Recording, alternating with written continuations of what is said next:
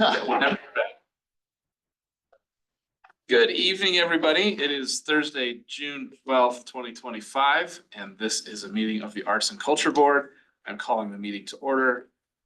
The first thing on our agenda is our City Council Liaisons Report. Councilmember Zink gave his apologies and best wishes, but is not able to join us tonight. I know that he got to connect with several of us last night on our dinner, or the arts, or He the. loves each and every one. Very specific about that. Very specific. So just know that you are loved. You are loved. He is very enthusiastic. Oh my God, Tim Nim's got the biggest amount of love in that whole room. Yeah, second only to Dennis. Pretty sure it was Jenny. That's Well, I was chanting Jenny's name. I know. I'll finish next to you. What does it say about a city when it's the library and the museum directors that get the most amount of applause? Good thing. I know, like that's a lot of good stuff, I feel like. I yeah. also, That says a lot about us. I think it says that we had great attendance. And great enthusiasm. Yeah. Thank you all who were able to be there, and those that weren't, you were missed and you missed a good time. Next on our agenda is director's report. So whoever wishes to go first. Oh, we always do this. We do, that's true. I'm just gonna use my time to do a quick update on where we are with revenue, since we'll be talking about lodger's tax stuff in the next few minutes. So we, as you know, for the last couple of years, we have come in under projected revenues. Initial revenue projection for lodger's tax was around 1.1 million a year. First year, we came in at about $950,000. Year two, about $850,000. So we went down about 100K from first year to second year. And the third year now, we only got through April, but right now we're trending about 13% below last year. So at that projection, we'd be about 775,000 for this year. Now, the non-official numbers from May are up about 5% from last year. So that's encouraging, but I'm not exactly sure where that's going to put us. When we get down to particularly next month, we're starting looking at tier two. But for this evening, we don't need to worry too much about it. We'll get more up-to-date numbers by the time we come back. As you will recall, for our new members, tiers 1 and 3 are both simply pass-throughs to city council. So it really is just a vote this evening by the board to forward those on to the city council. Tier 4, we have a little more flexibility with, and Anna has already sent you out an adjusted number for tier 4. It really is drawing that down to just cap and soda. I think about 15,000 for cap and soda and 20,000 for the mural program. So it's cut about as much as we can, without digging into those two fundamentals or foundational programs. So just kind of be aware that numbers are a little bit in flux. Hopefully we will see a bit of an uptick next month when we start looking at tier 2. But for right now, that's where our projections are, which continue to that downward trend. Dennis and I did have, I think, a really good meeting last week with the Economic Development Director and Communications and Marketing Director. Anna was there, and Alexander Vander Paul, the events coordinator for communications and marketing. And a lot of things are happening right now. Alexander's doing a lot of really good outreach to hotels and to organizations here in the community to kind of match events that are taking place here in Littleton with our hotels, particularly down on County Line. So hopefully those numbers will start to go up this year and be reflected, in our final numbers before we get to the end of this year and then into 26. Right now, they're a bit of work in progress, but I was encouraged by our conversation with our department peers. I had a question. Yeah, sure. So if, like for the museum where it is budgeted for payroll, if you didn't have 100,000, like if you're designating like 75,000 for one job and 25,000 for another job, and you come in at Yeah, we'd have to really do some adjustments with those. And one thing for both tier 1 and tier 3, the direction that we've gotten from city council through the city manager is they don't want to go below the current number with either of those tiers, because they feel like there was a commitment to the 4 organizations in tier 1 and then to the hotels in tier 3. Oh, for So 100,000. so their we have- council has directed us to hold those two tiers at the levels that they were at last year. Now, if we had something, a really catastrophic downturn in revenue, then we'd have to go back to the drawing board, I think, with those two as well. But for now, those two are kind of held harmless at last year's level. So where we're gonna see the flux will be in tier 2 again this year. Ethics statements. We're gonna do those as a separate item on the agenda. Couple of library specific notes. It's June, so we are in the thick of summer. School is out, so public library steps in the spotlight. I won't bore you with too many stats, except to say that we've had a really strong already early return from registrants and participants who participated in last year's program, as well as a good number of newcomers who are new to the program this year, as far as we can tell, which is good to see. Our early program numbers and event numbers have come in pretty well. We've seen enough of an uptick in attendance at some of our regular events that we've had to force some conversations about how we staff those programs so that they're not understaffed, which is a good problem to have. Rather have that one than the other. Summer is going well. We have, as far as I'm aware, we have installed the final part that's needed for the fire safety system around the elevator. We're awaiting inspections. And after that, once we pass inspections, we should be good to have the elevator back in service again, which both staff and public will be happy to have. And I want to take a moment to give some kudos to our immigrant resources team, who made us one of 16 libraries in the country to win this year's Building Library Capacity Grants from the American Library Association. Wow. Yes. That division of the library team tends to run pretty close to their margin in terms of budget, as well as always not really being able to meet demand with their level of capacity. Our ESL classes and tutoring are almost always full up with a wait list. The point of this grant, the purpose of this grant, is to help them build that capacity at least for a little bit by allowing some additional staffing, but also helping us build in some metrics and systems to better evaluate student progress and measure the impact of that service, which we're so proud to be able to offer. So kudos to them. I want to share the good news here. That's library update. Thank you very, very much. Next on our agenda is public comments. I'm not seeing anyone here from the public to comment, so I am going to take that time and just do another quick round of introductions. We have our newest and greatest member joining us tonight. She was not able to make it last month, so I thought we would just, for the sake of spending time, if nothing else, go around the room and introduce ourselves once more. I'll start. My name is JD McCrum. I am thrilled to serve as chair this year. And I've been on the commission since it was a commission when it started back in 2020. Very involved in performance art locally, Town Hall Art Center, engaged with the symphony and a number of other projects and programs. I also serve on the Arapahoe County Cultural Council. So I just finished 6 weeks of SCFD grant review. So this is nothing compared to that. But anyways, love to be here and glad to serve with this group. I'm Denise Weed. I'm vice chair and straight man to guy over here. I've served on boards and commissions, several over the years, but this is one of my favorites to be on. I'm more of an art lover than an artist, but my kids are much more artistic than I am, so I'm thankful for that. Dennis Quinn, library director for the city of Littleton, in which capacity I've had the privilege of serving for about 2 years now. Prior to working in libraries, my background was in music. So my undergrad is in music history with a minor in theory, and then my master's degree is in library science. So I serve as a liaison to this board for both personal and professional reasons. Tim Nims, museum director. I've been here 23 years. And I don't remember what I did before this. That's irrelevant. Now that you're in Kansas.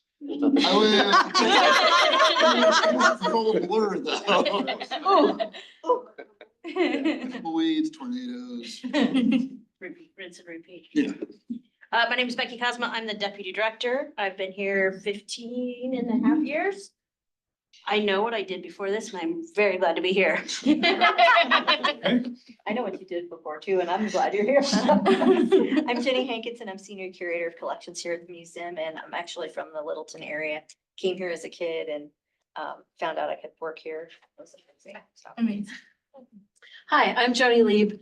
I've been on several of the boards and things around here.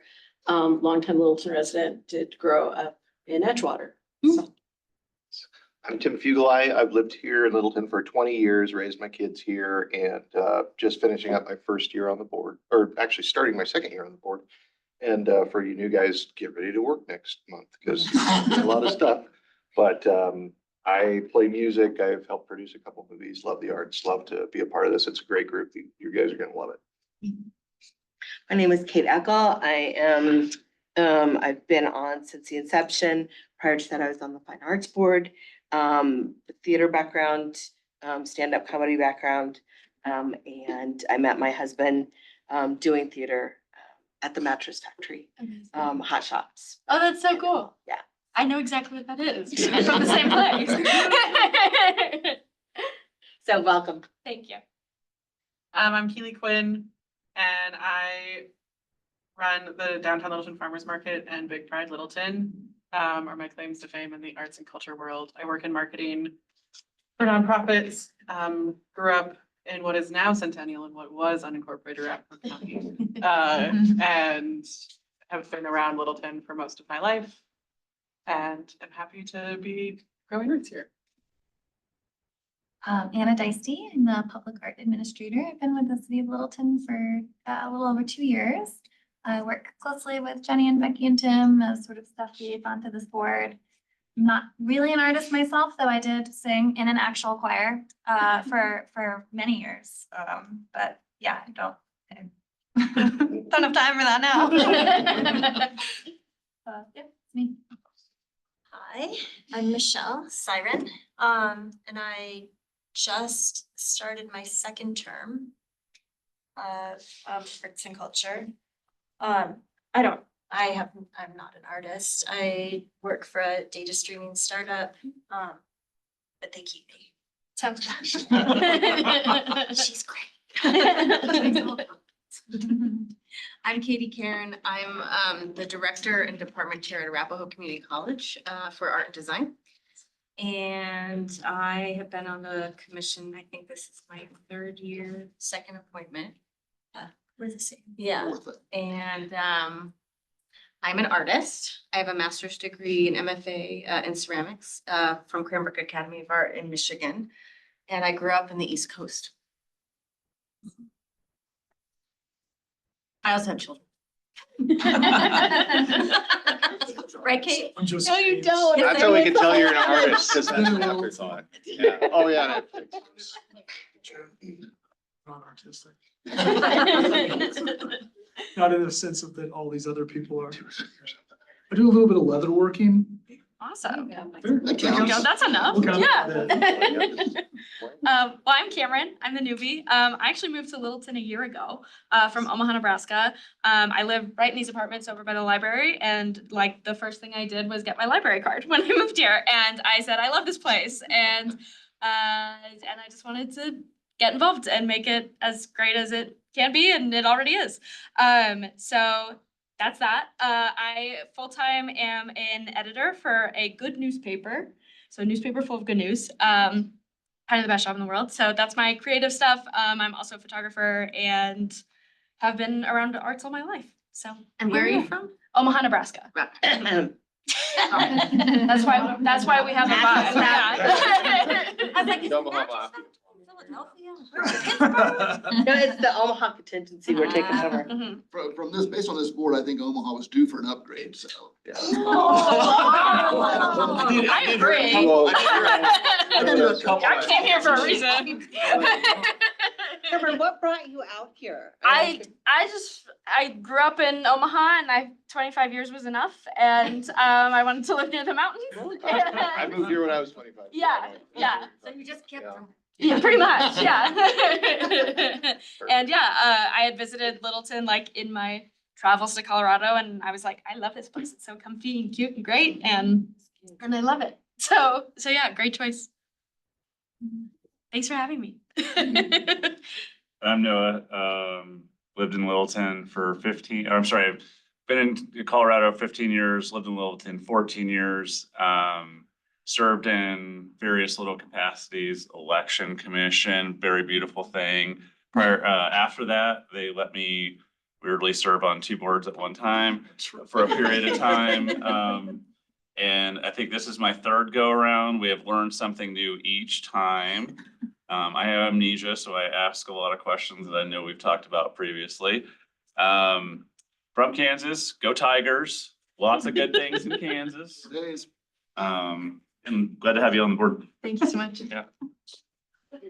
Oh, by the way, I am growing an artist who is, and one of the most coolest things was the best decision, best purchase last summer. She's in the town hall arts. She is either going to be an Aussian or she's going to be a Munchkin. They are not entirely sure which. So she is beyond excited and beyond having so much fun in that little camp. It's so cool. Fabulous youth programs. My daughter just finished a round as Grass in The Lion King. Also beyond. It's a vital role, yeah. There's a role for every. In every scene though, there's a lot of She grass. was in Yeah.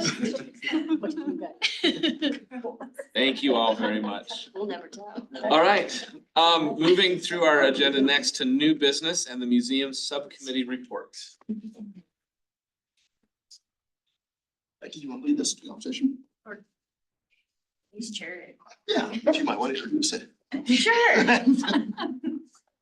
Maybe. Sure. So we called the museum subcommittee together to approve some pretty major documents for the museum as part of our reaccreditation self-study.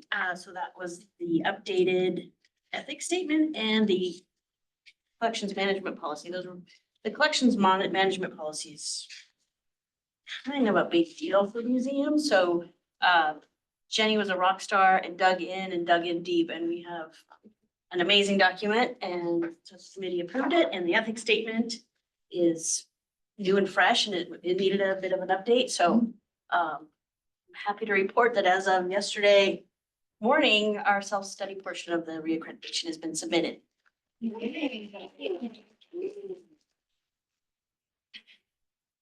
That was it. I think so. That was it. No, thank you to everybody that attended.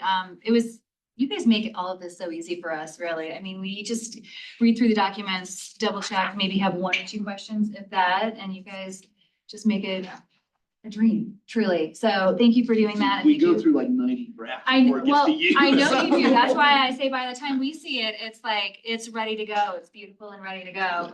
And needs to be signed. Correct? Everybody has a copy Yes, you should have a copy. at the back of it. So that needs to be signed, read through it. You want to sign it tonight and hand it off? Bring it, You next month. bring it next month, but it doesn't need to be signed by everybody. I think we have another couple of meetings coming up for museum, don't we? We might do some tea sessioning this year, but we haven't scheduled. Big thanks to Oh. the museum subcommittee for. What are you signing? So you are signing you're signing both. So you are back page. Back page, rip that off. You need to sign the top and the bottom. Signature, print, and date. May I say something? So just a little word of advice. I know we're going into a particular political season. If you do speak in front of city council, like during public comments, you cannot represent the board. So you can be as part of the Arts and Culture Board when you This is a do private. public comments. Yeah. Speaking is private. So just want to make sure, there's been conflict over the years and I want it to make sure that's really clear. Thank you.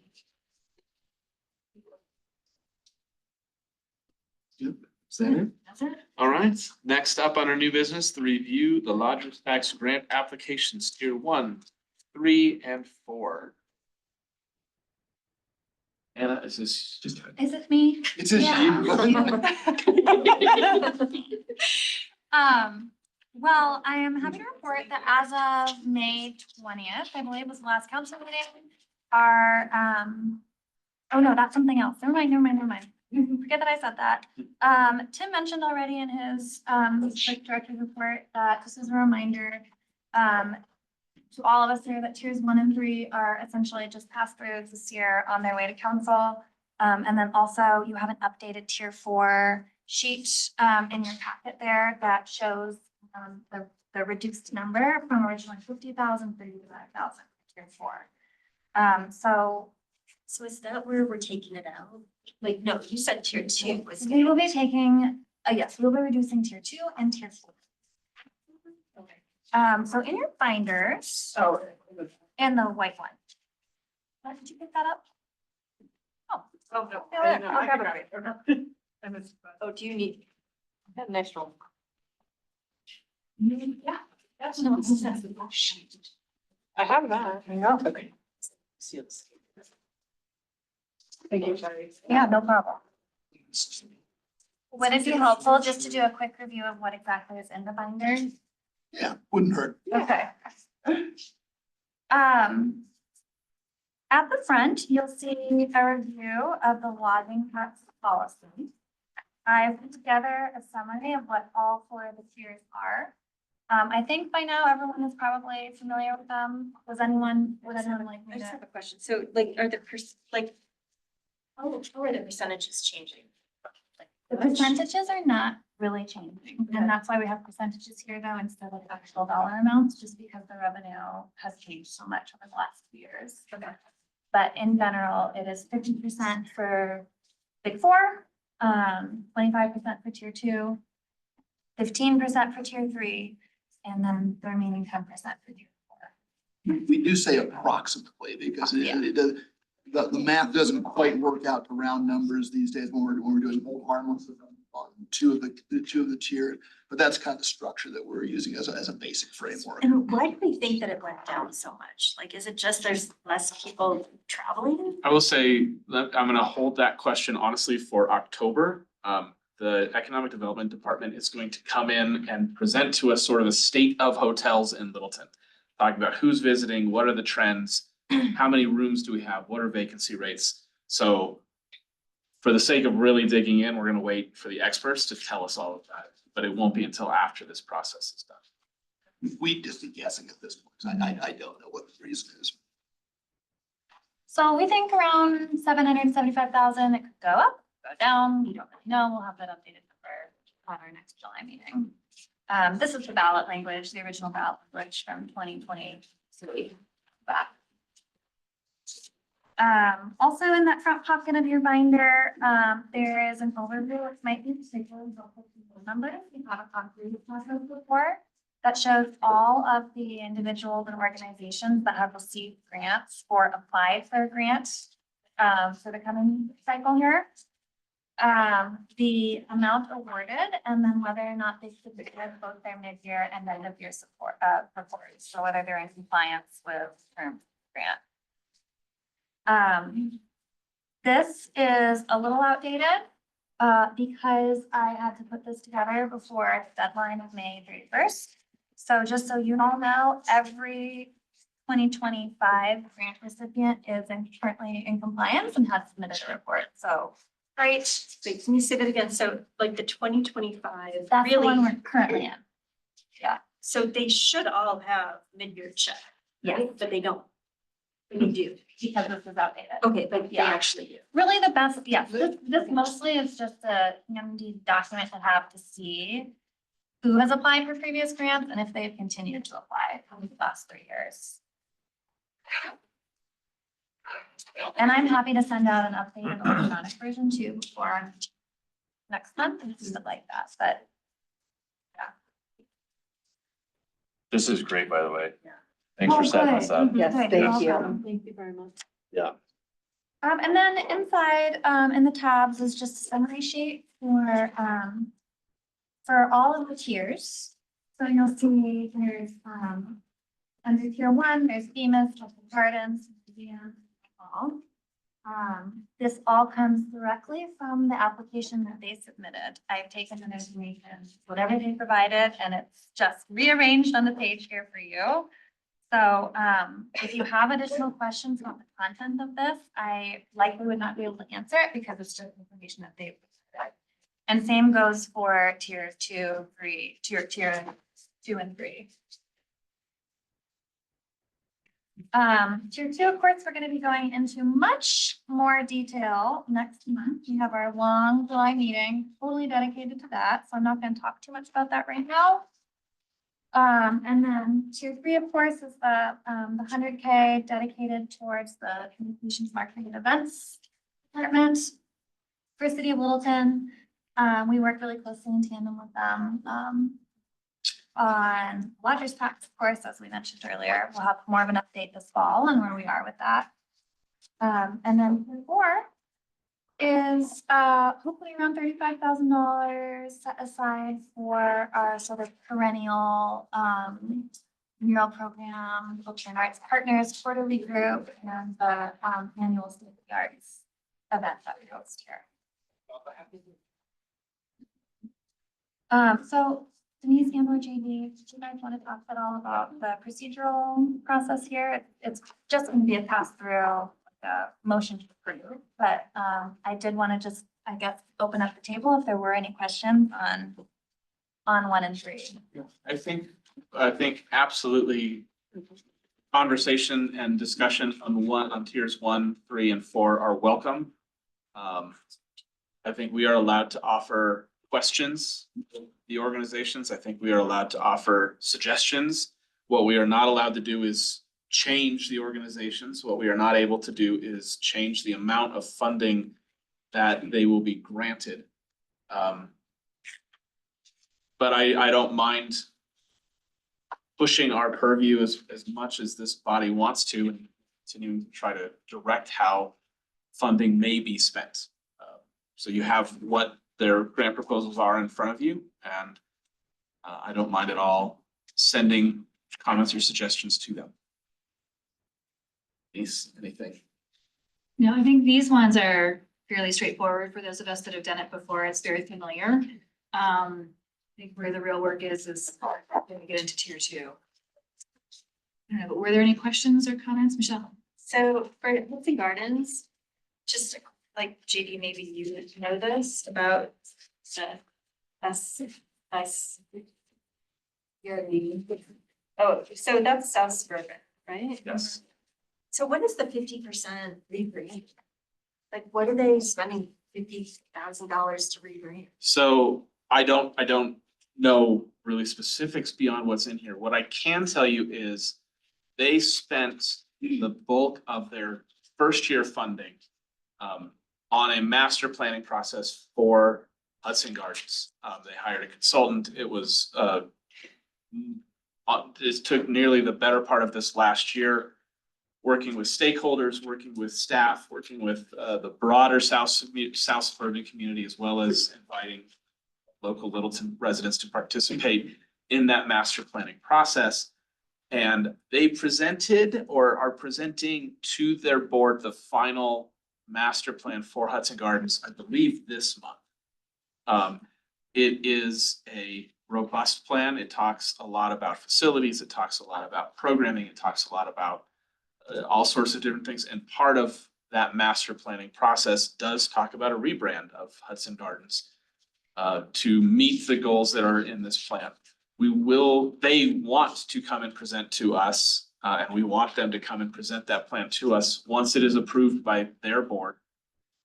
And we don't think we have that scheduled yet, other than knowing that they would like to come in and present to us. So I cannot speak to specifics, I don't know anything. but I about do know that it. it is a result of the master planning process that came about as a result of our funding in the first year this grant was offered. I do have a question regarding the special project, which is the train that will revolve around the Polar Express. It's just because we are the grant approval process, but do they have rights to that? Do we know? It says it's going to have interactive elements, meet a conductor, taking photos with iconic backdrops. It may not be within our scope to say, hey, listen, do you have this? Do you get rights to this? It's a great question. I think we should absolutely pass it on. I'm relatively confident that That they would. the robustness of the South Suburban organization would have that box checked, but it's a great question. I would too, to be honest. I would think that they would, but I just want to make sure if we're giving funds that that's taken care of. I would add, Hudson Gardens submitted a really, pretty lengthy mid-year report, for their current grant year cycle, and, I will happily send that all out to you, like, first thing tomorrow, if you think it would help at all in your deliberation for this coming cycle, just to know, like, what they've been doing in the current cycle. And can I extend that and you tell me no? As members of this board, I believe you have access to every mid-year grant report that you care to read. And Anna did put together another spreadsheet that was in here, color-coded, that talks a little bit of it. Yes. Yeah, that one. But if between now and next month, you want to read all of the mid-year reports. Yes? Yeah, so this spreadsheet, the electronic version has a link at the very top that you can click and access the PDFs to all 45. And it's great reading, so I will send it, and I think Joe just volunteered to read them all for There you free. go. Thanks, Joe. Yeah, you're a teacher. I'm not. So, yeah, so did you send that electronically already? I haven't yet. Okay. Yeah, I'm planning on it right away, so. You're on your nose, not it. No obligation. And we actually did talk in our prep meeting about just sending it all out, and we didn't. Because this is the most important thing to read. But if you have extra time, Yeah. by all means. Go ahead. Oh, no, it's a lot of material, and I certainly didn't want to overwhelm, but if you do think it would be helpful or inform your decision-making process for this coming cycle, then have at it. Yeah. But also please know that everyone is in compliance and has submitted their report, which is great. I did attend an event with Cycling Without Age Littleton, and you guys, they were so vocal about their appreciation for the grant from the Arts and Culture Board. Artist sizzle. It was down at Hudson Gardens, and it was a great event.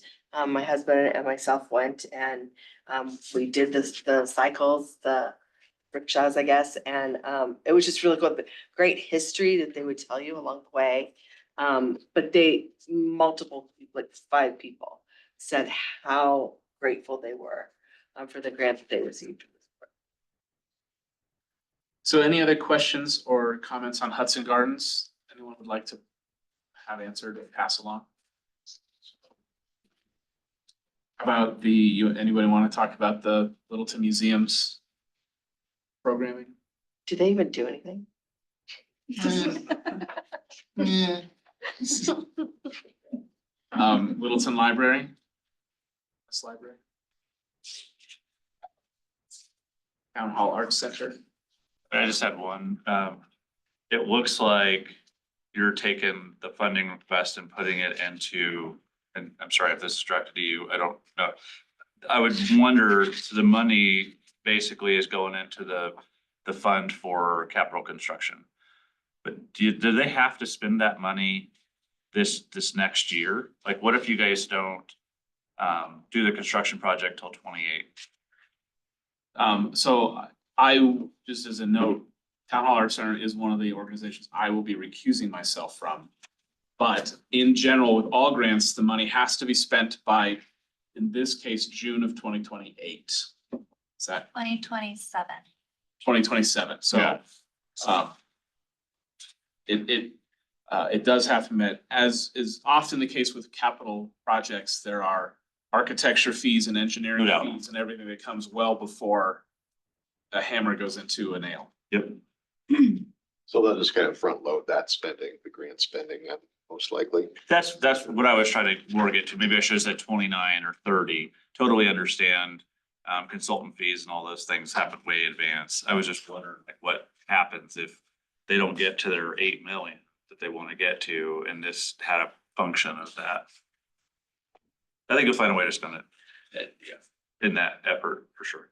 One thing that they can do is if they ran into a hiccup like that, no, because I think that's a really good question. If they ran into something like that, that was a speed bump or just deterred them from going forward with the capital campaign, they could make a request to through Anna to change their spending priorities so that it would have to still be something that would be within arts and culture, but they could, and we have that every once in a while. We'll get an organization that changes their priorities. So they could come back to us and say, we're not going to do that after all. We'd like permission to use that grant funding for these expenditures instead. Yep. Great. Thank you.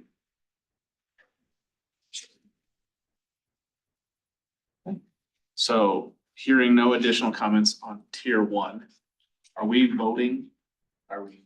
Yes. You need a motion, a second. And are we doing all 4 or do we want 4 motions, 4 seconds? You can do it by tier. Okay. Three tiers. 3 tiers. So I am going to recuse myself. I don't know if anyone else wants to. Looking around the room, I don't think there's a particular reason to for anybody that I'm aware of, but I will recuse myself from voting for tier 1. I will also offer that this is the only time we will vote on full tiers. So if anyone is worried that they need to recuse themselves from all of tier 2 because you're involved with one of those organizations, you do not. We will just recuse ourselves from individual programs or grant requests for tier 2. Just to set the bar there. So I would entertain a motion and a second to approve tier 1. Motion to approve.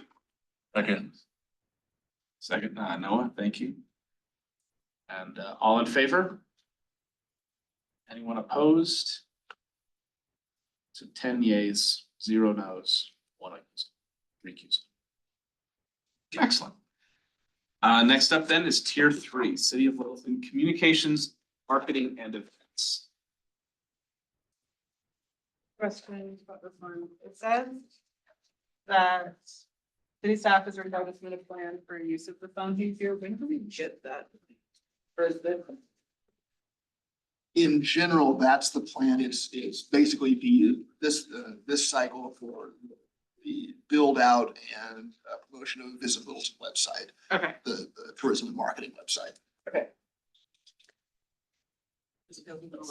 So, yeah, I do have questions. Please. So we've changed the head of this department, personnel department, our city manager. We've been building that website for year 3 now. The website is built. It's thoroughly into expansion and promotion now. Okay. That's been up and running for at least a year. I think my question moving forward, not for this year, but I would like to question this particular grant moving forward. Same. I'm right there with you. I'm Right there with you. How do we do that? I How much do think they get? They had 125 the first year. It's been 100 the last 2. We've had, I don't want to pile on here, but I mean, we had like kind of a, I think 1 visit in the last year. They came in and kind of just spoke about generalities. They talked about they're going to work on a downtown study for a boutique hotel that was going to take 2.5 years. I'm just kind of confused by, they have an operating budget of $1 million. It just doesn't seem like A, they're very transparent, and then B, just like where they're at with where they're at. so. I am also eager to invite them back in, probably at the beginning of 2020, whatever the next year is, just because our presentations are pretty much booked out for this year. Thank you very much, Anna, with different groups. So I think we absolutely can get them in the queue for early next year. That'll also give the new communications manager a chance to really get into the weeds and understand what this program's about. I would say that the lodging tax money was passed to promote arts, culture, and tourism. And this is definitely, since that money comes from the hotels, this is the recognition of that part and that piece of the pie. So I think suggestions would be welcome within that, but understand that the arts, culture, and tourism ballot language is crucial to what we do and where this money goes. For example, one of the things that I would love to do and would ask us to send with this recommendation is that a great deal of the ad placement that I have been aware of and seen is local. There are billboards on Santa Fe, there are billboards around the region. I very much want to know if we are advertising anywhere farther out to people who might come and actually stay in a hotel. I think our Lakewood friends are likely not. So I would love to see if the ad campaign and the ad placement that is in this is going beyond our drivable region. Likewise, the creative and photo shoot element of this proposal, I would love to see that really focused on creating a media library of our arts and culture organizations and artists and events, so that not only does it benefit the Visit Littleton and the city efforts, which I think are wonderful, but also would be available for our performing artists and our performing groups and our other organizations throughout the city to have access to those photos, to have access to that video library for their uses. And that way we're getting, sort of two and one for every dollar spent. So that's a request that I would like to send with this grant request. I think bigger question is, we will go back to city council again in November is when we may go back to them twice because we're starting to tee up the timeline for going back to talk to them about the Perception Public Art program. That would probably be late August or early September in order to get a resolution ordinance through city council, through potentially 2 readings of city council before, while this council is currently seated. So then we would probably look at going back to council in advance of the final approval of the 2026 budget, which is slated right now for October 21. So we would probably be looking at two visits from council. So I think if we wanted to change the policy or change the tier system, that is the window. It's going to be in late quarter this year. That may be ambitious to try for us to collectively put a new policy recommendation together and get that forward. I also know that we, as a group, have talked about altering our tier 1 division as well. So without overpromising, I would almost venture to say that this may well be our next chair's problem and not mine.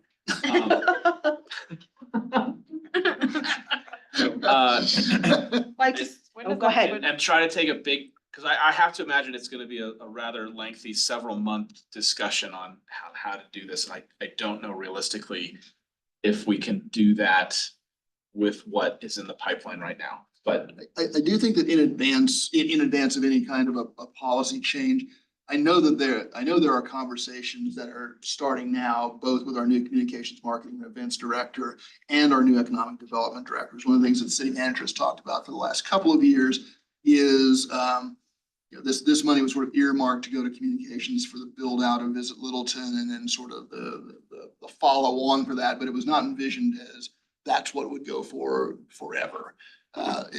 Ultimately, I think what Jim would like to see is that there be a pooling of resources between communications, marketing, and economic development, as well as the Arts and Culture Board. I know those conversations have already started with Jessica and Rachel.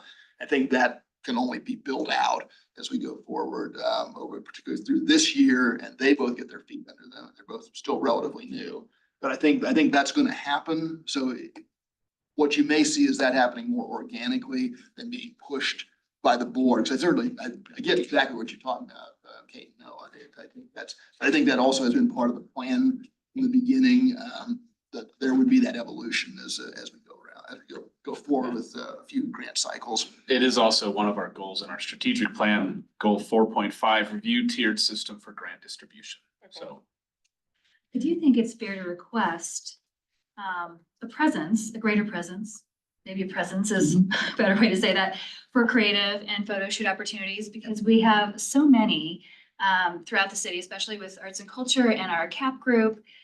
To see them at these events, I mean, that's a pretty big bucket for that one category. I think it's fair to request that we see them at some of those events, or featuring them for some of those events, not just saying this is coming up, but the back end of this is how it turned out. So if we can maybe do that, that would be great too. Yeah, we can pass that along. And I would like to see more accountability on the website. Just $16,000 just to like make improvements.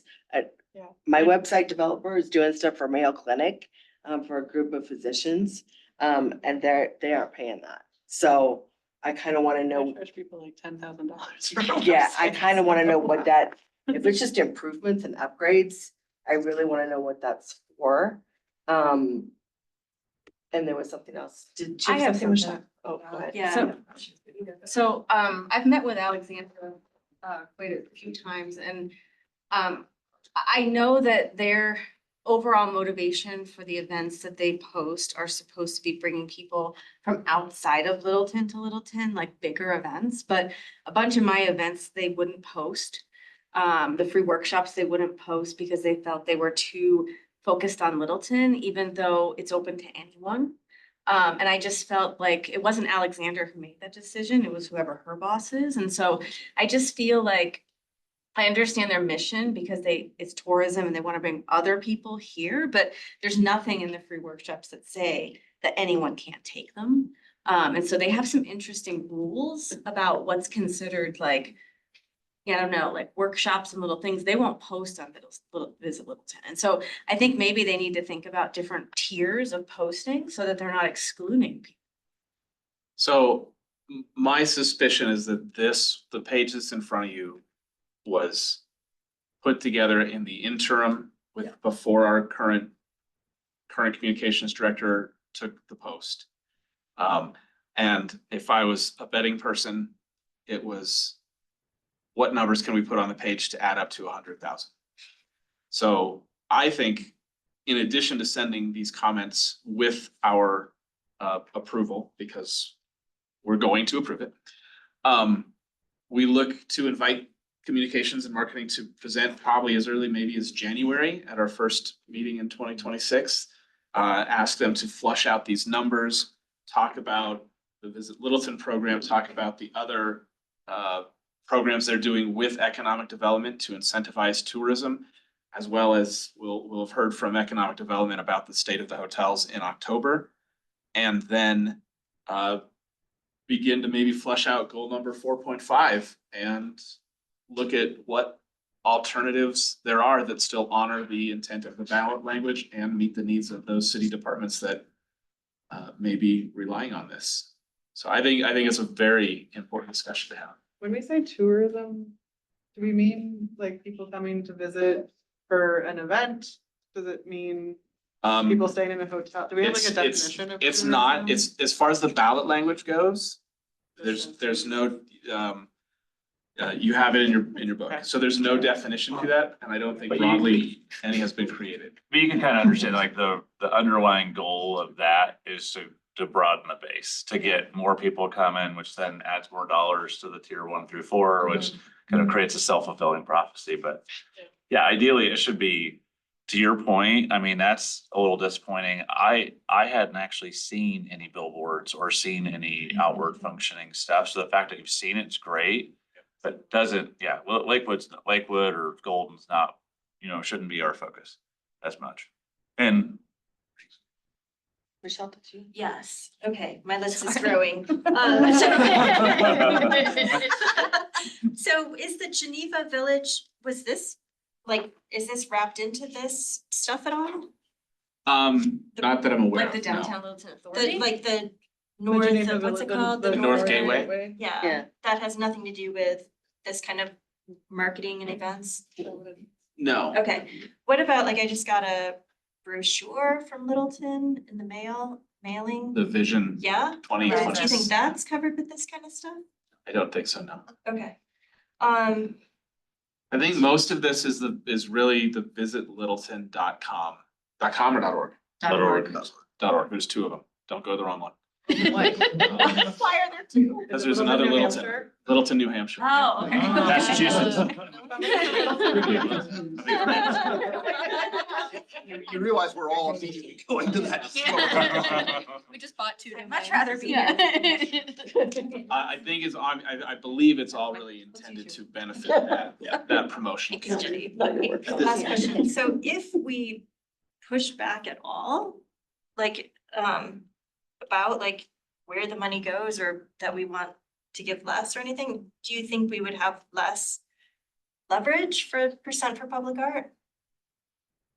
Especially if the timing, like if we're, I don't think we're at liberty to, at this juncture for this grant, propose less. I do think we can ask questions for more information and can suggest focus areas 100%. I think Not- it shows we're being good stewards of the Yes. money. That we're not just throwing money at any city department just because. I think it shows some real responsibility that we should get more. It's on record with my peers. I'd like to see a portion of that money in the future go to public art. So I just wanted to say that. or reallocated for tier one. Or reallocated for tier one. I'm just really shocked at how little information here. Yeah. And what, I like, beat the what do they mean by SEO management? Are they hiring, I mean, I'm assuming they're hiring a contractor, some sort of agency to manage that. Like, are the website improvements, like, why are they so costly? Are they being done internally? no Are one's they spending any hiring money on somebody? SEO right now, because Google's dying. Yeah, Like, it's nobody's like gonna spend $24,000, on and then SEO. where are we placing ads? You know, like, what does any of this mean? There's a endless list of places you can place ads. I think when compared to the Littleton, the museum and library grant request, this one is far less Oh, detailed. and Hudson Gardens, they had 3 pages. I'm just comparing it to other city Oh, departments, but yes, I think we can and will ask all of those questions and ask for, I think January is still open, yes. Yes, and I think these internal conversations can happen before then. The Yeah. checks are not cut until January. So I think that they submitted this obligation knowing that it was likely and probably and probable that this would change. You know, like this is not the end all be all. And I think they understand that. I truly think it's really more of a placeholder. And I'm hopeful they would be open to feedback from the board and And that we can simply tell them we can work. yeah. We can follow up with them and say, we need additional information. We don't really, as JD says, we don't really have the ability to make a change to the amount or to who's designated, because this is, it's a council approval. But we can certainly say we want a more detailed summary sheet. So I think there's an element to this end, if you want to be, we don't vote on it tonight. And we can ask for more and come back to it in July or even as late as August, I think, is when we have to do our final approvals of everything. Again, knowing that the end result is been directed from council to be the same dollar amount. I think we can take the stance tonight of not, I certainly would entertain any motion if someone wanted to make it, but if there's no motion, we don't have to vote on this tonight and we can ask for more information On just this one, on just tier 3. Just tier 4, yeah. just tier 3. Tier 3. I would like to make a motion that we wait on voting for tier 3. I You second don't that. need, you, okay. I guess we don't have to make. You just wait. I would really like a little bit more information about, like, is this the only way that they can think of for tourism? To spend $100,000 to drive tourism to our city? Visit Littleton is currently a team of 1. Just so you know, normally that kind of thing is outsourced to a tourism bureau. Well, it's part of one position. Right. Right. Yeah, it's a percentage of one. Basically, it's the total FTE on the city that's allocated to maintain that website is part of one full-time position. Right. Which is Alexandra. Right. I think also the point you made earlier about who wrote the words that are on the page is no longer with the city. So having undergone transition, I would imagine that's part of the story of Yeah. how we got here. Kate, would you like to follow through with your motion, or would you want to just let it rest? Your choice. I retract mine. So then, Anna, would you pass on our questions and this particular section of the recorded video to communications and Visit Littleton and ask them to come back with additional information and a more robust I sure breakdown will. of Yes. where this money will go? You're done. It is good to know that it's like the last person did it. Not the current, I mean, I really enjoy Alexandra. I'm not trying to. I don't know that that explains all, I don't know that that will Anybody. address all the concerns, but Yeah. it's a factor in the equation for what it's worth. Well, when was this due to be submitted to us? Was this last year or this year? This is April. Cheers. This year. April. Oh. This was Alexander who did it. Okay, then I And it misspoke. Came in roughly 2 months ago, And she hasn't even here. about, I think. Yeah. And then the head of communications. Oh, I think 3 or 4 months, Yeah. Jessica? I mean, I do want to give them, grace. Yeah. For being brand new employees. But the questions and concerns remain valid. Yeah. So I think we can hold this vote officially until August. We can check back in with you in July. If we've gotten more information that we can present to the board, we can certainly do that. Otherwise, we can wait until August when we're doing the final revisions and adjustments. Great. Well, I mean, I think it's good feedback for them to know that we want, our expectations are higher than this. I love it. Very good. Let's move on to tier 4 and make some more sausage. Only we had more money with which to make sausage on this one.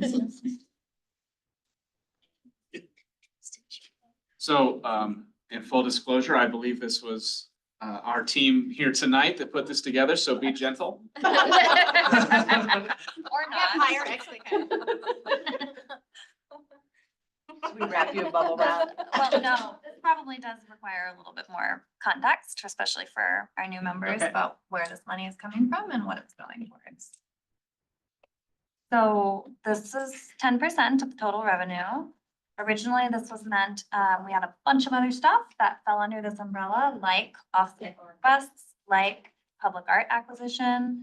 Unfortunately, we discovered that 10%, even if it was the full 10%, is not nearly enough to fund a program like acquiring public art. Even if we did have a full $50,000, it just would not go far enough, I think, towards really much of anything. So staff, at least, I hope this board too considers, can see the value of our quarterly culture and arts partners groups. I know it's hard because it's on a Wednesday morning. So for people who are working, it's very difficult to make it too. However, I am really proud of the growth that this group has made over the last 18 months. And I think it's a super beneficial resource for our arts and culture community and a way for people to get together and connect and figure out ways to collaborate moving forward. And I've gotten a lot of really positive feedback from members about that group. So we have internally decided that's a priority to continue, and I hope you all agree. And if you haven't made it to a CAP group meeting, our next one is August 13th, 12th, 13th, it's Wednesday, 13th, I think. Here at the museum from 8 to 10. We have usually one in February, one in May, one in August, and one in November. So that just has basic operating costs. Provide a really nice breakfast. I am trying to grow that program a little bit, potentially create a directory that people can use as a resource. I am also openly asking for feedback on ideas on how to grow that group too. So How did you initially build the group? it started before I began, but this is, I think, JD's brainchild, right? I don't know, I mean, I know Jenny and Becky were in it from the beginning. I think collaboration, it through the creation of the Arts and Culture Board. And then more specifically, it really honed in during the campaign for the lodgers tax, was the recognition that we had many, many robust and wonderful arts organizations that did not have a forum to engage with each other, to talk about what they were struggling with, what they were finding success with to market, to cross promote, to cross program. And so this came about as a forum for that, for both their staff and board members, and in many cases, those are all the same people, to get together with their peers in the Littleton arts community. And it's for, I think it's primarily nonprofits that participate, but it is open to businesses. It is open to individual artists to come, and there's typically a presentation on something, be it diversity, equity, inclusion, marketing. Visit Littleton has come and presented. So there's usually a social aspect as well as a learning aspect to each morning. I was going to ask if perhaps for 2026, we could push the August meeting to better accommodate the Littleton Public School calendar, because that would be the only opportunity where if you were engaged with the schools, you could do so. August 13th is the first day of school, I think. So our Oh, I'm so sorry. Our teacher. Yeah. You know what, we're sorry about it Notice too. for- Well, It's I'll also say that Wednesdays are late start days for LPS. So I can barely go to them because I can't drop my kids off till 9. So we have put out, I know the surveys have gone out to the group of when's the best time to meet, and there's no good time to meet. No, I So, know. Wednesday mornings are Why so early? Because people have to. people that have to go to normal jobs can sometimes sneak in ahead of time. Because remember, a lot of our nonprofit board leaders are not professional artists or arts administrators. They are bankers and Right. accountants and whatever else people do. So that morning hour accommodates it. But if we could just squeak it even 1 week earlier to before when school starts, it might give a few more people an opportunity to engage, even if for once a year. Because that was one of the observations is this board doesn't have a lot of participation in that because of when it falls.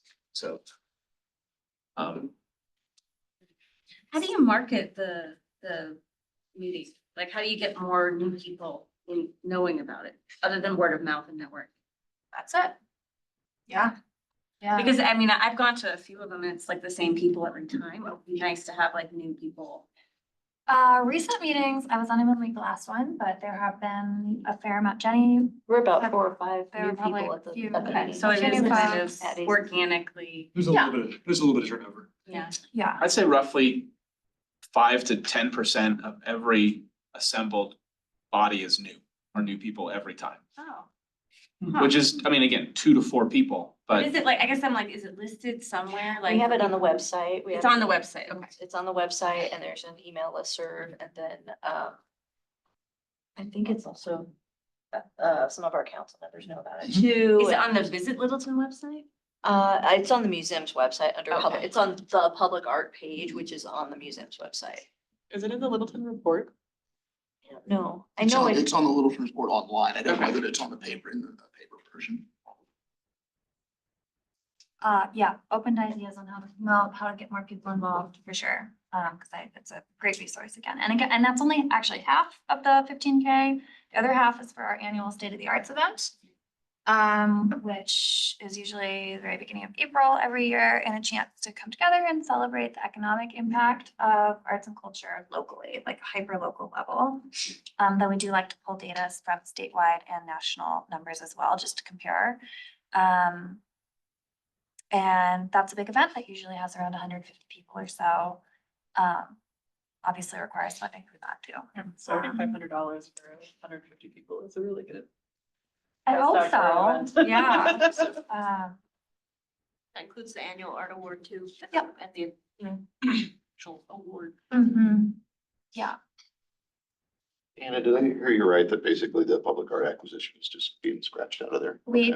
Tim and I tried to put a little bit in there this year But that's just and, not in the equation for this then. Yeah, It it's is. gotten to the point where, because we're trying as much as we can to limit the cut to tier 2, so we can have more grant funding available. We decided, on the one hand, it's disappointing to have to do that. On the other hand, as I think everyone's pointed out, you can't do that much with $5,000 or $10,000 anyway. Right. I do think the fact that we've had to repeat this now 3 times in our 3 grant cycles really does help build the case 100% for public art program. Now, that's not gonna solve everything, every issue that we have with public art acquisition, but at least it gives you a dedicated pool of money that you can draw from. So I think when we get back in front of council later this year to talk about that, I think our case is pretty strong. One of the things, the way tier 4 originally developed was a study session with city council, and their comments to us were, well, you're gonna have $1 million you've never had before. Could you do this? Could you do this? Could you do this? And public art acquisition was one of those things. Murals was another, cap and soda was another. And then JD came up with off-cycle requests for potential requests that come in that aren't on our grant cycle. And I think what council wanted to see was a couple of years track record to see what you can do with that money. Sure. First of all, the $1 million hasn't come in yet. We hope at some point it will. But I think what has become clear is that you still can't do everything in the arts and culture area. So I think it was a worthy attempt on the board's part to meet council's request. But I do think we've got a lot of evidence now that here are the things we can do with the lodger's tax revenue. Here are the things that we have not been able to do. Gotcha. The tier 2 So I have to remains say something high about that. priority aside from the big. I was Kate, why don't you go first? And then- Okay. So there is a professional who offices at a kiln that purchases public art for municipalities like a Sam Noyes. They just installed something in Kansas City, I believe, that was in the neighborhood of $150,000. And so I've invited Sam to come speak just on public comment to city council, just to tell what he does and what municipalities he's worked with. And so I'd like to do that maybe from a timing standpoint, slide that in as just, hey, this person's here talking to city council, and then you guys kind of roll out your percentage for public art. Because again, I just don't think people understand how expensive public art is. So I just, Okay. I feel like there's too many organizations that want to do public art, and I think it needs to be one entity. And so what the reason why I bring this up is the Downtown Littleton Authority has come to me wanting to do public art for downtown. And they're working with the city manager and the downtown, and we went up to the Arvada Center to look at their downtown. They're doing a study about rotating sculptures for downtown. I'm trying to use some grant funding to bring sculptures to ACC that would tie into the downtown. So I feel like if we really want to be asking for 1% for public art, we all need to be working together. And so if we get that money, it's not necessarily, like, maybe there is a permanent acquisition, but like, I really do think the model of rotating sculptures, like, for example, the artists that I'm trying to bring in to just showcase their work for a year, they are requesting, $2,000 to have the work on loan for a year, plus the installation of it, right? And then the plinth, and then, there's like, $3,000 just to have work on loan from one artist, right? But if you had like 10 of those artists, and it was like an open call, like we've talked about, and then after a year it gets rotated out, I think that's a better use of the funding than a permanent piece. And maybe of those 10 that are chosen, one is chosen to be purchased at the end of the rotation. I like that. That's a really good idea. So, yeah, can I ask you to bring that up in a few minutes when we go to old business number A, the introduction to the arts and culture community strategic plan implementation? Because I think you just hit on something that is well placed for that conversation. So let me circle back then to tier 4. Yes. So tier 4, does tier 4 just get the leftovers? Yes. Essentially. Okay. That's us. Yeah. And I would love for you to have $250,000. Like if I could personally rearrange the money, Yeah. you would have so much more money to work with, and that would include the art, just so you know. Love that too. For the future, for 4.5 of our strategic plan, I would like to discuss reallocating tier 4, because I think that if we are invested in public art, and if we are invested in like that aspect of the community in relation to arts and culture, I think we need to commit more money, could give it more of a commitment than here's the left in the future. I think you have 10 board members and a slew of staff members that are 100% with you. Just like that to be on the record. I think the question would be, where are you gonna take it from though? I'm happy to take it from somebody, but I'm not gonna say. Well, and There's nobody in then, this room. well, and I think Alexandra and economic development will also have some answers. Because Yeah. instead of taking it from somebody else, if there's more funds that are generated, and we build up our. Right. We built a new Our new coffers. hotel. She said. You're not, I love that idea, but you're not gonna get another hotel until we get our occupancy rates and the ones we have up. That's gotta be step number one. I think and I do think that's doable. I just think we're gonna have to figure out what the formula is for that. Those ought to be, and the hotels in the past have had higher occupancy rates than what they're having right now. Does anyone have questions about the mural program? Oh, I did. How many, so I know that we just gave Boost e-bikes Mm-hmm. of the mural grant. How much was that grant for? For 20,000. Okay, so Yeah. it's one mural. Okay, Mhm. great. So wait, there's one mural was 20,000? Mm-hmm. Really? It's about what they cost, isn't it? Mm-hmm. Oh, so it was selected? 100. That's It's a actually nice- low ball. yeah. It depends on the Oh, size. really? Or nine. That's a low number. That's what I low. thought. That's- That yeah, number had been that's- yeah, flying I mean, around it here could in be- other discussions. yeah. So I thought, Depends on the size. well, I know that the evolution here's one got a new mural. Is that from a different budget? Coming up later in the agenda. Oh, okay. I'll just stop skipping ahead. You're on the right track. Okay. Katie's always been ahead of her time. That was my only question. In a way, the mural program does sort of temporarily, I think, satiate the public appetite for some kind of public art, right? It like It is. fills that at least temporarily. Yeah. Knowing that the lodger's tax is not the avenue for a bigger public art program. I think the mural program has had a really big visual impact too. And hopefully will continue to. Especially when you start to see that there are other murals going up in Littleton that are not related to what is going on here. So what is happening here is generating interest in murals. And so now you're seeing something like on the back of the Dr. Loper's office or down at Mango Tree, so coffee. So you're seeing more and more popping up in addition. So. Would anyone care to make a motion to approve tier 4 as presented? I move we approve tier 4 as presented. Thank you. I Second. second. Second. Heard Tim first. Gotta quit. Sorry. All in favor? Aye. Any opposed? Passes unanimously. Thank you. Then the next thing on our agenda is discussion of tier 2 award recommendations. Talk amongst yourselves for approximately 2 minutes while I get that. Anyone needs to take a break? Yes, now is the time. No, we need. To have a sign up, so people can bring.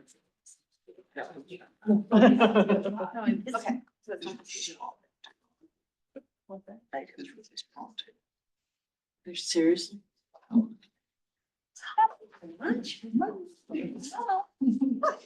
It was coming here. Yeah, like, center. So I say, guys are up enough. Let's see. See, because when. I thought we took them out. I thought we took them out and I feel like, yeah, programming. Because they didn't serve enough. Yeah, population. because the program. City limits. Based on what I know, and I know about the urban center. My, Yeah. Daughter covers. That's weird. I know, it's all over now, right? They're I'm just feeling not- 7 times a day. Steal my I have- identity. yeah.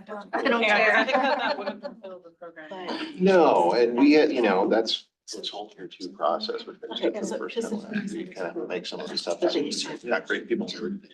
We're really trying to focus on Littleton. We're focused on nonprofit, focused on headquarters. 9/7. So, One, 3, 0. and that helps when you just helps with people away through the rejection pile. Well, so I got it last year and I reapplied this year, but I'm not gonna get it. Here for. But I was. Same reason. 9, 3, 3, You didn't get it last year? No, I didn't get it. Okay. And why don't you think you're gonna get it? It's still nice. Oh. You never do? Let's go, what are you talking about? that organization? or- Yeah, Littleton. Yeah, Littleton Q. What's going on? Oh, well, I was banking on getting some amount of grant funding for next year, but if the rules changed, I'm not actually. I did But still. you're in? What No, I still rule? applied. Well, cool. I was gonna say, I mean, you probably have to. Oh, I what rule change? The three, the. Oh, you guys are on your two. We could wait that. We can talk. That's nice. Trust me. I We'll be was gonna talking a call lot about all of homophobia, these.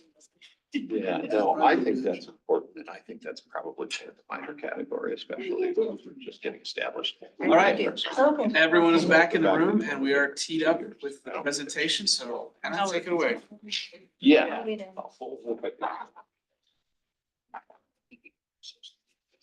Okay, as of last month, our wonderful city council has given us the go ahead to begin implementation. Go forth and implement. I'm sorry. Yay. Wait. The next thing on the agenda was discussion of tier 2 award recommendations. Tier 2 award recommendations. Yay. Sorry. I take the unfold business. Thanks, Jane. We can go out of order if that's helpful. No. You'll need to put the camera back on. Yeah, I think the point of this agenda item was really just to sort of like set the scene briefly for what to expect for next month, especially for our new members. Can you flip this camera back on? Oh, yes, of course.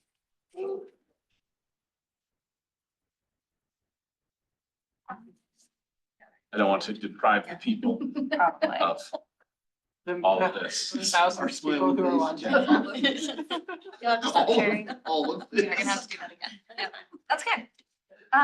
Okay, so July 10th, our next meeting, is a long one and, very exciting. You will be making all of your, recommendations for tier 2. I sent out a very lengthy email on May 27th that has pretty much everything that you can expect for that meeting. So if you didn't read that carefully, please do go back and look at that. Because I talk about what that process will look like for reviewing all 39 of the tier 2 applications and how much money that you will have to allocate, which is $225,000. Just so you know, that number does include like a 10%-ish contingency. Thank you to Becky for suggesting that. We put that in there as sort of a cautionary, like just a protective bubble, because in the last 2 years, we've had to shave off a little bit of all of our recommendations because that revenue has gone down. So hopefully we won't have to do that again, but we have reserved the August board meeting following our big July one to review and revise if we need to. And that 225 is tentative, because right now, the way the numbers stand with the most recent info we've gotten from finance, that would go down. 225 is all, 225 is a whole number. So should we just start with that lower number? Well, we're gonna be monitoring, see what the number is, and we'll, as we get closer to it, we will get you that number so that you can work from It's that. hard, it's kind of hard even to come up with your number until you know what I know. okay. Yeah, no, we're good. We're trying, we particularly want to wait until we have the May numbers in, because that number was starting to look a little bit better. So when that's official, Anna will email you again, but right now, the 225, think of that as a hold number. It is with 25 or with 10% already withheld, so we have a little bit of flexibility, but we'll get you a more solid number. And then in August, we'll come back and we will revisit and see where we are. And that way we should have, by the August meeting, we should have the June and July numbers in as well. And those summer numbers generally tend to be more of a bolster. I would say to the new members too, it's not an all or nothing kind of game as far as what people are asking for, because I recall last year we had organizations we wanted to get in the door, get some funding to, but we couldn't give them 10 grand, we could give them 5 grand or something like that. So we have that flexibility. So keep that if you're looking for. Yeah. I think what makes sense here is just go over briefly what that will look like next month and then open up the floor to those members who have done this for the last year or 2 years, who maybe want to share a little bit about their philosophy for how they award those grants, because it's different from person to person. Do we have time for that, JD? Is that kind of the intent of that? I think it's time well spent. Okay. Yeah, because the July meeting really will be. Yes. Yeah, we're supposed to be here at 5. Yes, 5 o'clock, dinner will be provided. At 5:30, the business portion of the meeting will begin. And then, yeah, please just do be prepared for that to go at least until 8:30. Hopefully we'll be done by then, but it could go later. So we have 39 grant applications. You can have them electronically in the email I sent. I think for most people, it's probably easiest to go through the hard copies, save your eyes. I included a tracking spreadsheet in the email as well as these individual score sheets, which Michelle can show you. This is a helpful tool as you go through to remind yourselves what the overall goals of the grant program are. So as you're going through, you're like, does this benefit Littleton residents, you know? If you want to, you can use that. You definitely don't have to. She took them all. I took 40 of them. I want one for each one. So that's what we stopped. I'm like, I'll print where, more what's before score sheet? There's several more over there. There's Yeah. still a stack, so. I printed 150 Some. for tonight. I'm happy to print out more before we go. No, really, Michelle should go. She's great. So prior to the July meeting, you will each need to go through individually all of those 39 applications and have your funding recommendation ready for those. Whether it's 0 up to the full amount, we will like round robin through the table for each applicant. We have a really wonderful spreadsheet with a formula that will keep track of those as we go through to tell us like where we are, if that makes sense. And we have typically had to go through at least 2 rounds of that process before. So we talked about that. Do deliberations. It'll be rounded to the nearest 100. And then that final total will be computed. So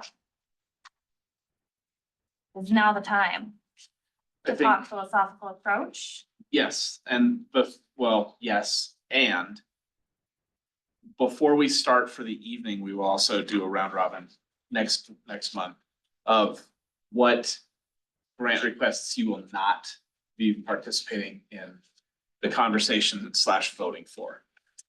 Yes, With recusals. Yeah, so please do send me your recusals the week prior, just so I can make a note of that. I think I've only heard from one board member, well, 2, I guess, with you included. And- But I need it in writing, who you will be recusing yourselves. And if you have any questions, ask before you fully recuse, ask. So for example, if I may, I don't think Heritage High School applied for a grant, but if the Heritage High School. They did, I just they? found it. I was just gonna ask the same question. Yeah, so what, is it the theater or the band program? It's the band program, So do you have anything to do with the band program? just judgment. Right. I don't think there's there's certainly, you know, the image of recusing versus participating, but also if you don't benefit in any way, shape or form personally Right. from the band program's application, that doesn't mean you have to recuse yourself just because you work for the same institution. Okay, And there's very specific language in that document I sent out in that email from May 27th that you should refer to if you need to.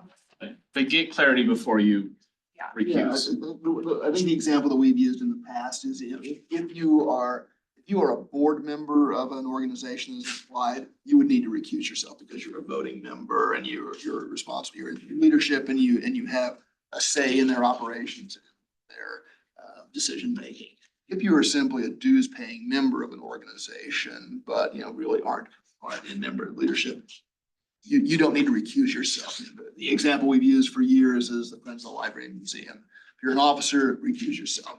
If you're just a board member who comes to or just a general member who comes to some concerts, don't worry about recusing yourself. You're not getting any personal benefit from that. Yeah, and if you're the employee of the organization, what should you do? Well, I think it's kind of the same thing. If you're in a direct line with that program, say if Joni was running the band program, we'd ask you to recuse Right. yourself. And you would offer to recuse yourself. If you simply work for that high school, but don't really have any contact or any influence, I think that's kind of the standard rule of thumb. Is Okay. if you don't have any direct influence or particularly in their decision making or any financial impact on. So now we can do a relatively, I'd like to avoid a discussion, I think, but if anyone just wanted to, who's done this before, throw out any advice for how you review or how you try to make decisions about this that might be helpful to the group at large. I think this is a good time for that. Question? Comment. Comment? So I think last year, I don't know if you gave it to us beforehand, but, so assuming we have 225,000, I thought we went into it knowing what the total ask was. It's like the total, like The if you added up all of the, Oh, so then I kind of went through it and I was like, okay, we need to get rid of 600,000 Oh, I or something, see. you know, like, Yeah. you know, like, do you Yeah, have that? I knowledge? Like, think There was a you. form I feel like it was in the sent. email. It's Oh, five hundred, yeah. The it's total amount. Yeah. $564,032.73. 564 is the total? $564,032 Okay, and and then we have, 73 cents. and then we have 225 assuming. Yeah. Okay. So roughly $2 in asks for every dollar we have spent. A little It's less. actually an improvement. The first year it Mhm. was $4 for Mhm. every dollar we had to award, and last year was $3. So it's gone the right direction. It's good. I'm sorry, opposite, $3 and then $4. Well, I think we've removed the for-profit and tried to be clear, I say tried, to be clear about people who aren't within Littleton. Mhm. Our Arvada Center's in there. Yeah. Yeah, we were Uh, talking about somebody that, on that phone? are that important. But remember, the Yes. requirement is not that they're located in Littleton, it's that they're offering programming Right. within city limits. So everyone who has applied does fit those requirements. Thank you. Okay. I have another comment. But, sorry, go ahead, Um, go ahead. it's just like something that I feel when I look at when I eyeball this is like the people that do fit the criteria. Like I get the sense like they're gonna ask for more money every year. Like if we're giving them money, they're gonna keep asking for more, like each year, like for example, the Vega Sister City. So the first year they asked for 2, I think we gave them 2. Last year they asked for, I don't know what, we gave them 4. This year they asked for 7. I don't know. I think that like for those of us that have been through it a couple times, I kind of feel like we have to keep that in perspective, you know, like they're still doing what they originally did. They're just Maybe. asking, Maybe they've expanded their programming. maybe, yeah, I'm sure. Yeah. That's why I think this is great, because I can Yeah. see this Yeah. snapshot. Yeah. And earlier I said that I have amnesia, and I was having one of those moments when before we got the grant applications and when I saw the requirements. I don't know if I just wasn't at a meeting, or just don't recall it. But I recall in the very early days of this, asking the question of, do we want programming here? Or do we want people who may have good programming coming here? And I feel like I was either absent mentally or somehow when we require them to be in Littleton. And you mentioned that all of them are in program, like they all match up, but the Arvada Center wouldn't, they're not located here, right?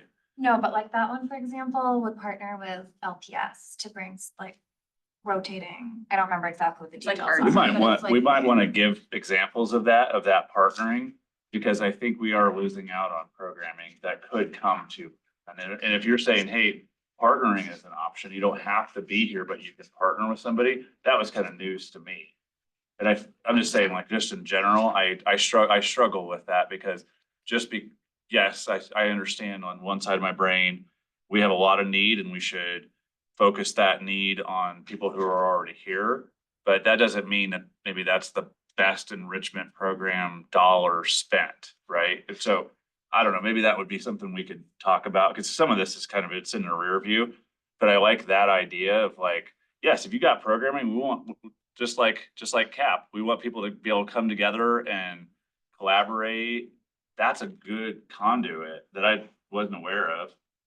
I think also I struggle with the nonprofit too. Like, maybe somebody's got good programming, but they don't feel like they need to get a nonprofit going the whole time, and they want to put on an event that's a good enrichment program. Do they need to go to the effort of being a nonprofit? So sorry for my amnesia. I just want to No, bring that up. it's not amnesia. I think that's one of the things that as this has evolved over the last 3 cycles, one of the things that we try to do each year is we come back to you. Okay, this is what we learned in year 1. This is what we learned in year 1 and year 2. And we tried to kind of massage the policy a little bit in response to what we've seen. So you're exactly right. You're remembering exactly what we did in the first year and even kind of in the second year. This 3rd year, we did move more to requirements as opposed to preferences. And we tried to again stick with the spirit of what council had given us originally. But I think it's still kind of a work in progress now, and I think that's one of them. I think we were a little surprised by this partnering piece too. We probably didn't think about it when we were coming through. It actually is a pretty good conduit. But if we're going to make that available, it's probably something we ought to put more explicitly in the application, so that the applicants are aware that might be a possibility. Because that does give them an opportunity to link up with a Littleton organization, which I think is beneficial to that organization and to the community that would be enjoying the program. 100%. Because I had a person that I was like, you would do great, like with programming wise. But then I looked at these requirements and I was just like, oh, well, you can't because these current requirements, but could have partnered with, XYZ business or another program. So, I mean, maybe it could be something down the road. We have like almost like a flow chart example of like, here's the things you can do, no, like big X's, like capital improvements, FTEs, no, partnering, yes, or, something along those lines. I would say keep that in mind, because as we have done the last couple of years, we will come back to you probably in the 4th quarter, Anna. Yeah. And say, here are the things that we heard during the deliberations that are potential massages to the program, adjustments to the program, and we'll ask the board to consider some of these things. You may have other ideas that we didn't get or that come to you in the interim, but that's an opportunity for us to kind of, again, sort of refine and revise the program as we go forward so that it's better next year too.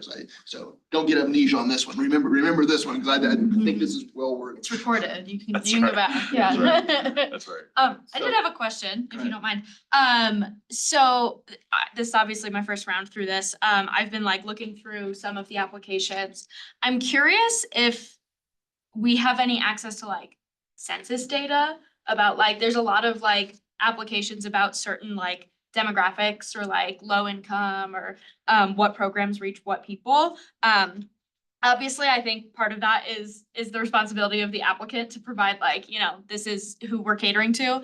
But is there like, would that be appropriate to like consider through this process, like on our end to look at like what, as they're reaching the Littleton population, like who benefits from these programs? So my answer to that is, for this round, for you, by all means, whatever research you're able to do and however you choose to make your deliberations, you are able to do. If we wanted to incorporate it more broadly as part of a policy, then that's what we would circle back to after. Sounds good. So what I'm gonna do is I'm gonna share my general philosophy. We'll go around the room and then we'll move on. After we move on, if you have any additional questions, especially Keely, Cameron, anybody else, feel free to reach out to Anna and get that clarification. And we'll probably do a quick touch base before we get started again in July, but we'll try to keep it brief. So again, and if you don't have anything to share, you don't have to. My philosophy general is organizational building. And whether that be capital, staff, programming, I'm open all of those things. But I am looking for an expanded reach or a higher level of programming for general audiences in the Littleton area. Rants that I tend not to do is necessarily, I don't know, make this up. If there's a painters guild or a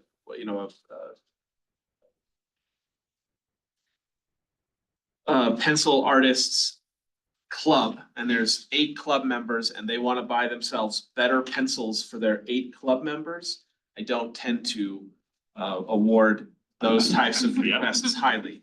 If they want to expand from 8 artists to 16, if they want to expand their audiences, I look at those much more favorably. So I keep in mind the lodging tax grant, the lodging tax ballot language for arts, culture, and tourism. I keep in mind our charter as a organization and what we do, but for me, it's very much about growing an organization. I'm very happy to fund we've had a number of first-time organizations hire administrators or executive directors or pay marketing people for the first time. My personal hope is that I will fund that for a couple of years in the hopes that they can then make that a self-funding program and not just rely on this every year. So that's my philosophy is really organizational growing either upward or outward. So one of the things I typically have looked at, which is great this year, is if it's a nonprofit or not. So already that makes my life a little bit easier. But this is super helpful. Thank you for putting this together. It's nice for me to see who has requested money in the last 2 years, who has gotten money. I think it's worth noting, especially for new members, you will see on here some of these organizations that it shows we awarded 0. There was an opportunity last year, like right off the bat, I see Denver Young Artist Orchestra. There was some money from the stadium fund that last year was the last year that money was there. So there were several youth organizations last year that we just pulled out, put them in a separate bucket and sent them to that particular funding source. That's no longer available. So I wanted to point that out when you look at this and you see some of those zeros. It wasn't because they weren't worthy in our eyes, but they had another opportunity. So seeing this, I like to, I will be thinking about who has received money in the past and what they've used that money for.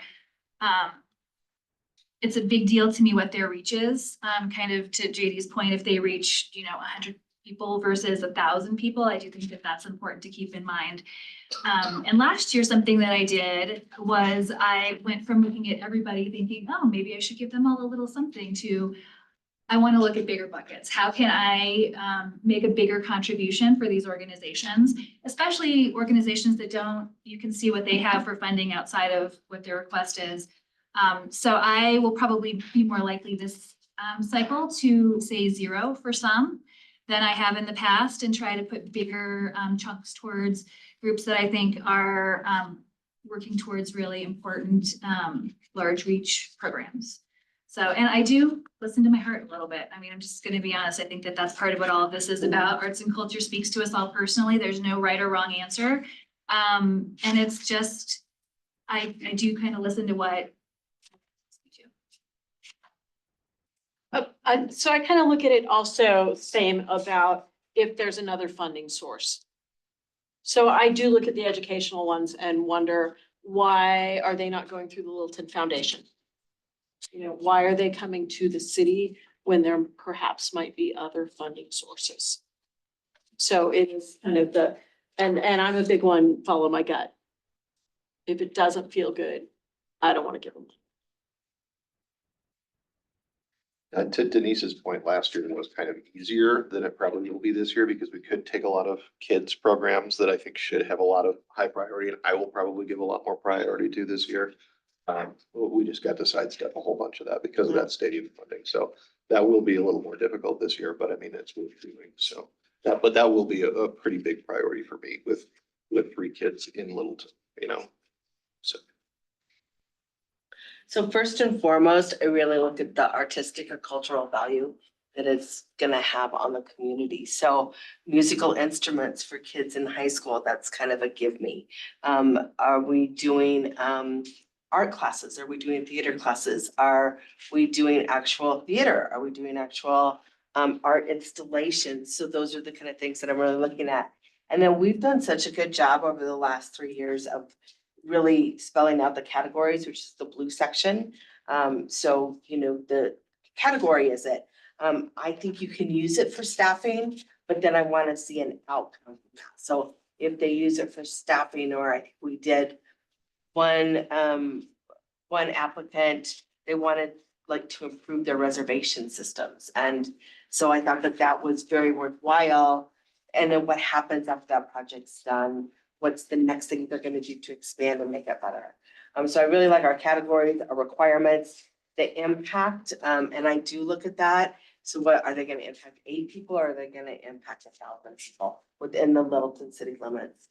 And then what is their funding, the percent that's covered by the request, and then what their other funding sources is. So we've done such a good job, I think, on narrowing that down. But for me, first and foremost, it's what is the artistic value and what is the cultural value? And Yeah, so I think the first year, maybe the second year, I felt some I don't know, obligation to just support anyone that asked for it. And I don't know if I feel that way anymore. Just because they asked for it, I don't know that we have to give it anymore if we don't think it's really useful. Not useful, but just what we're, what we're really hoping. And I also think that last year, and especially like as the night goes on and we start to crunch the numbers, we would just be like, okay, take 10% off of everybody. Or bump them up, bump everybody up, like, or bump everybody down. I hope that this year I am not in that spot. Like, I hope that I can just be a little bit more thoughtful in the first place about why I think certain organizations would benefit more, and kind of sticking with that. Okay. I think as an artist, I think that in general, artists get kind of screwed over all the time. The artists don't get any of this money usually. The artists put all their hopes and dreams into it, and it supports the economic growth necessarily of businesses in the community, but are we really supporting the artists? So I would like the Arts and Culture Commission to be thinking about, how are these grants supporting future artists, current artists, student artists, opportunities for those artists, and not just about the economic thing that it does for the community. We forget about the artists when we get involved in these things.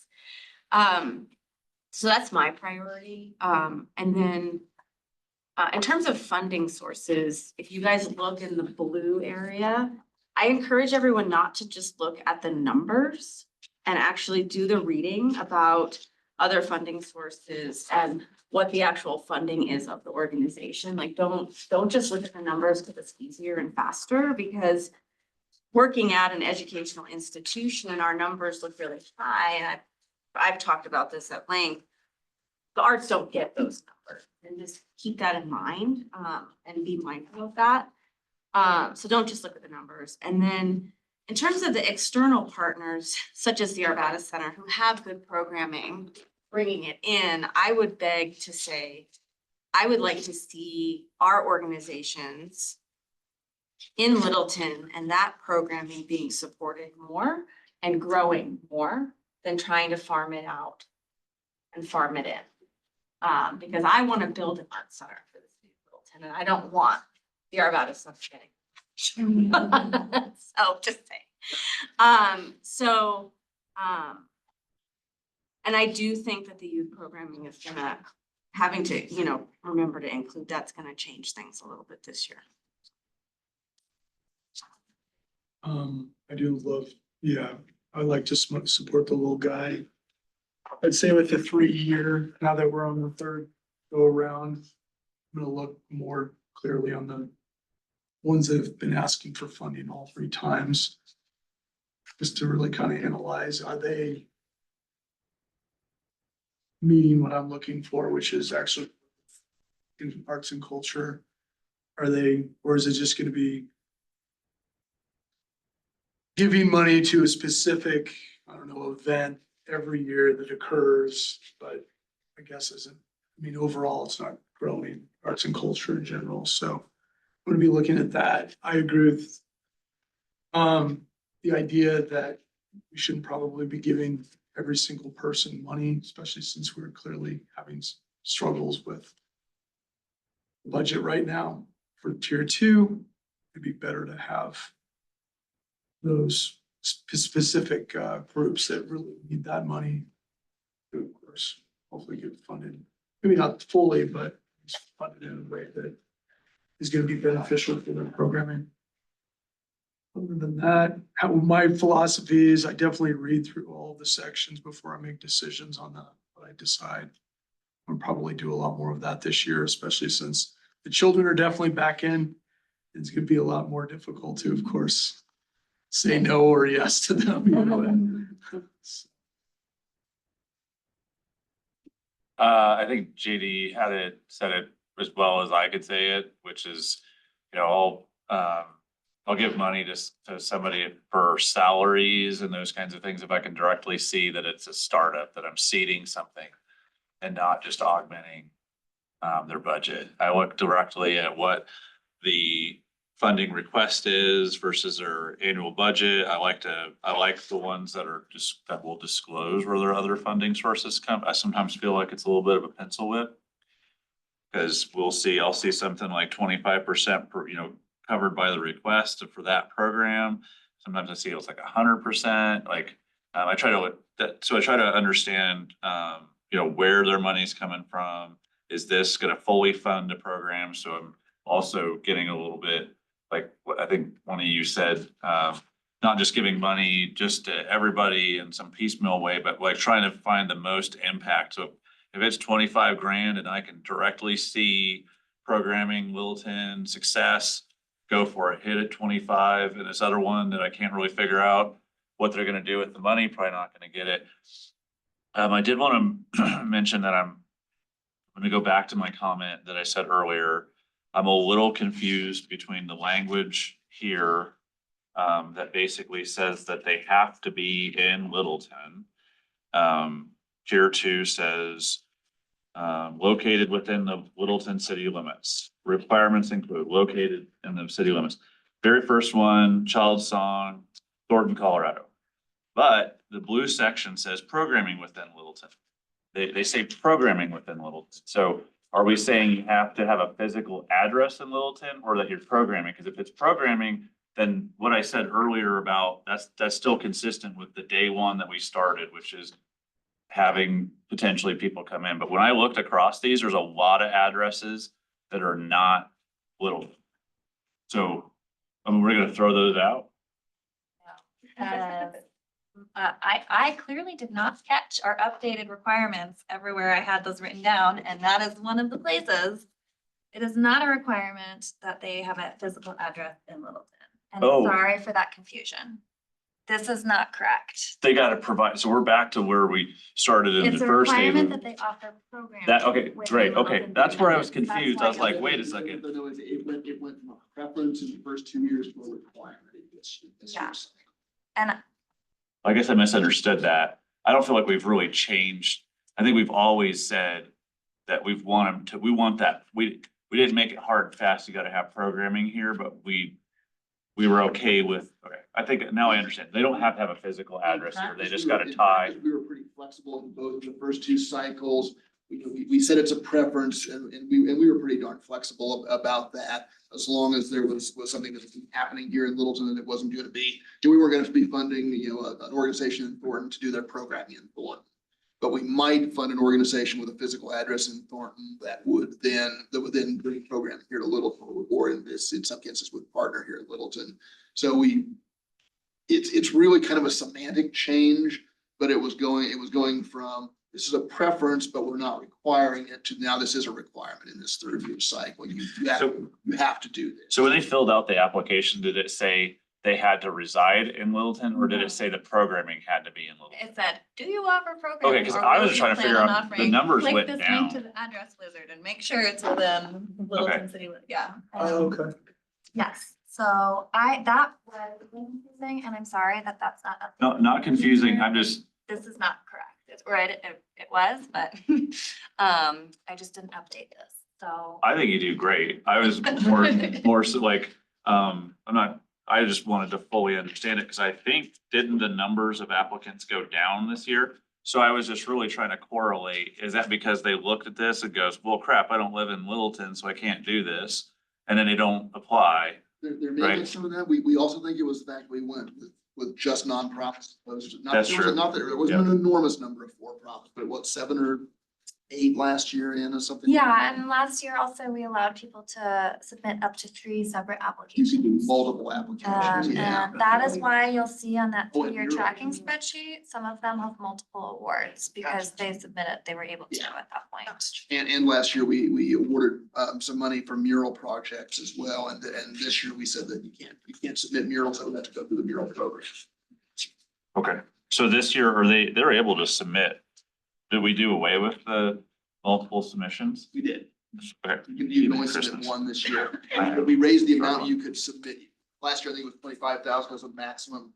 This year, it's 30,000 as a maximum, but only one application. Got it. Okay. I just wanted to, I'm recusing myself from all Arapahoe Community College voting, but I do want to say that the reason why ACC has 2 is one is through the foundation. Yep. and the other- Yeah, that makes sense. Yeah, sorry, yeah, that's kind of, that would be kind of the exception. They are separate organizations, so yeah, one parent organization, but 2 separate organizations. That would be an example. One other thing I forgot to mention, and this is helpful for new people, is that when we vote, we come in and everyone says, I feel like it's some kind of gambling thing.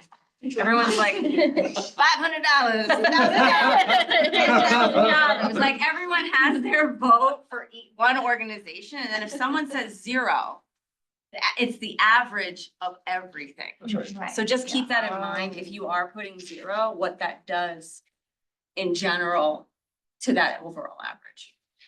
Here's another little nugget. When we first started this, please, over in the corner, took all the notes by Hand. hand. And we were like, 500, 10,000.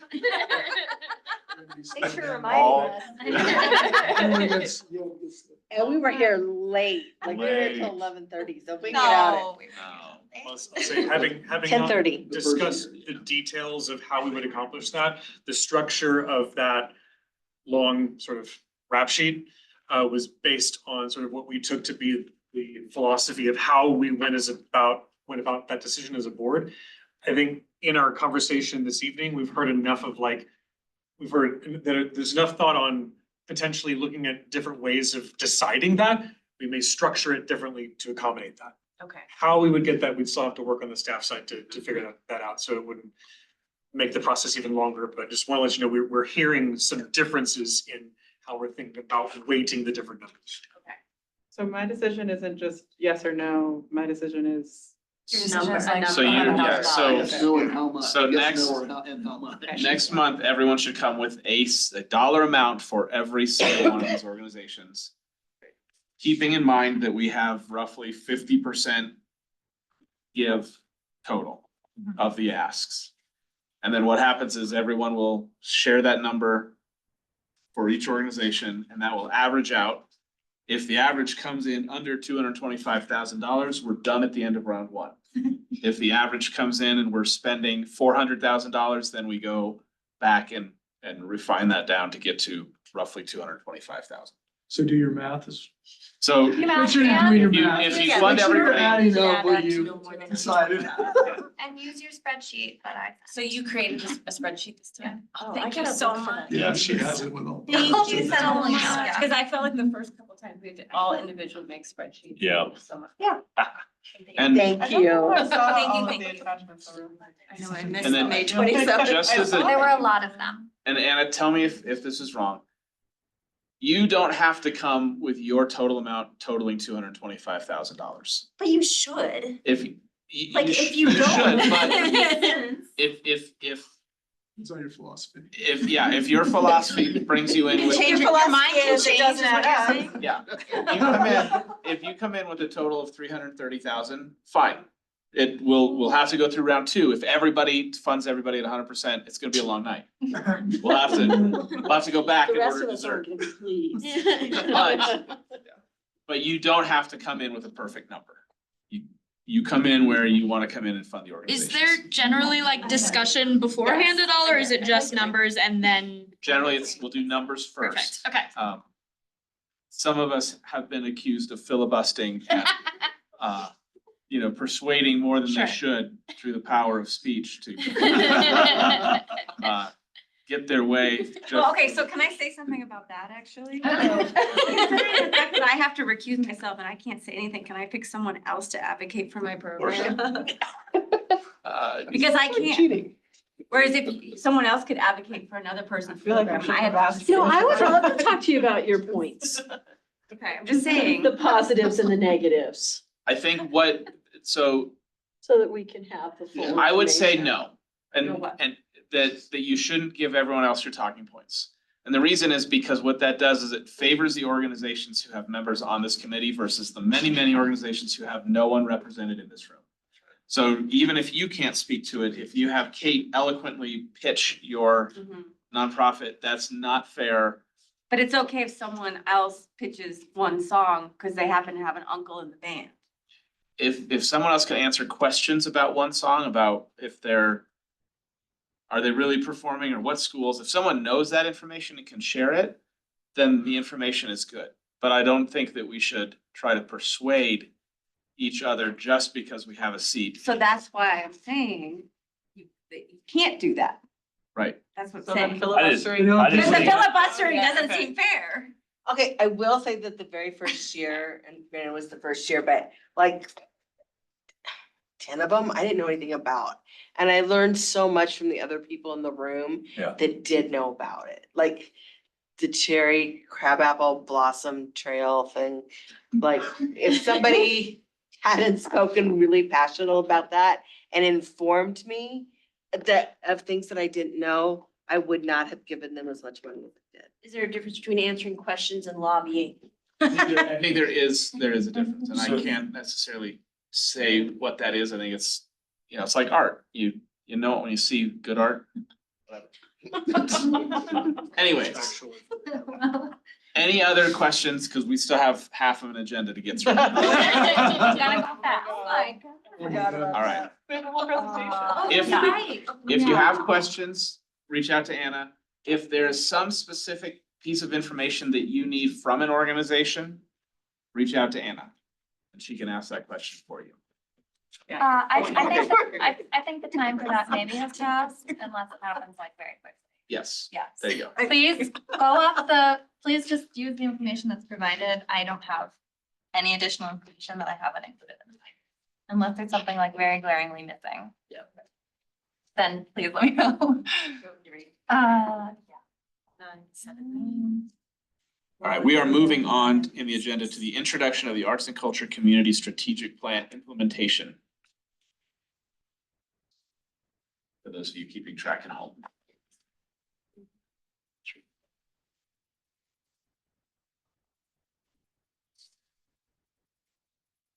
Okay, now we're ready.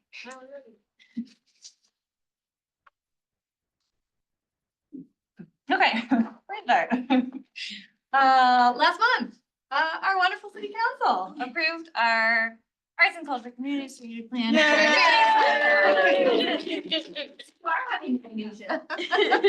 it really did pass with flying colors. I think everyone here is probably very grateful for the work. So, thank you for everyone's hard work on that. I don't think I need to provide very much contextual information on this plan, aside from the fact that this was a year in the making. We hired consultants, they came to Littleton, they engaged in extensive community engagement process, and the result is a 100+ page community strategic plan, which our board will now begin implementing. You've all seen this, I hope, already by now. this is really just a brief overview of what 5 themes are that Keen, our the people we hired to do this, came back to us with. And we also want to just briefly tell you what we have actually already completed or are very close to completing, and what we have identified as priorities for 2025, which is already halfway over, but there you go. This shouldn't be any new information, but please tell me to slow down if you wanna. You're not gonna go through the full 300 pages. No, I will not. These are some of the recommendations that have either been completed or are close to being done.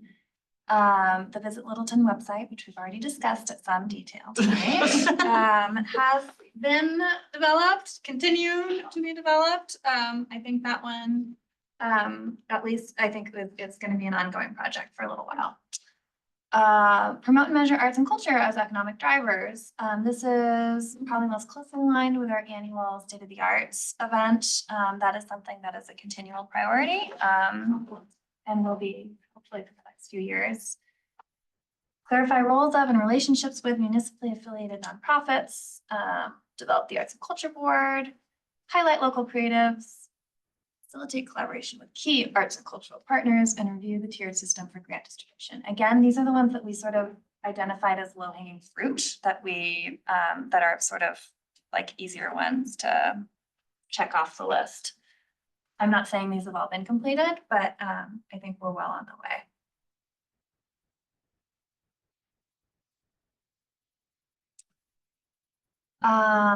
This is these are all of the 2025 goals. Keen outline there. It's a 5-year plan, so there are some goals that go as far as 2030.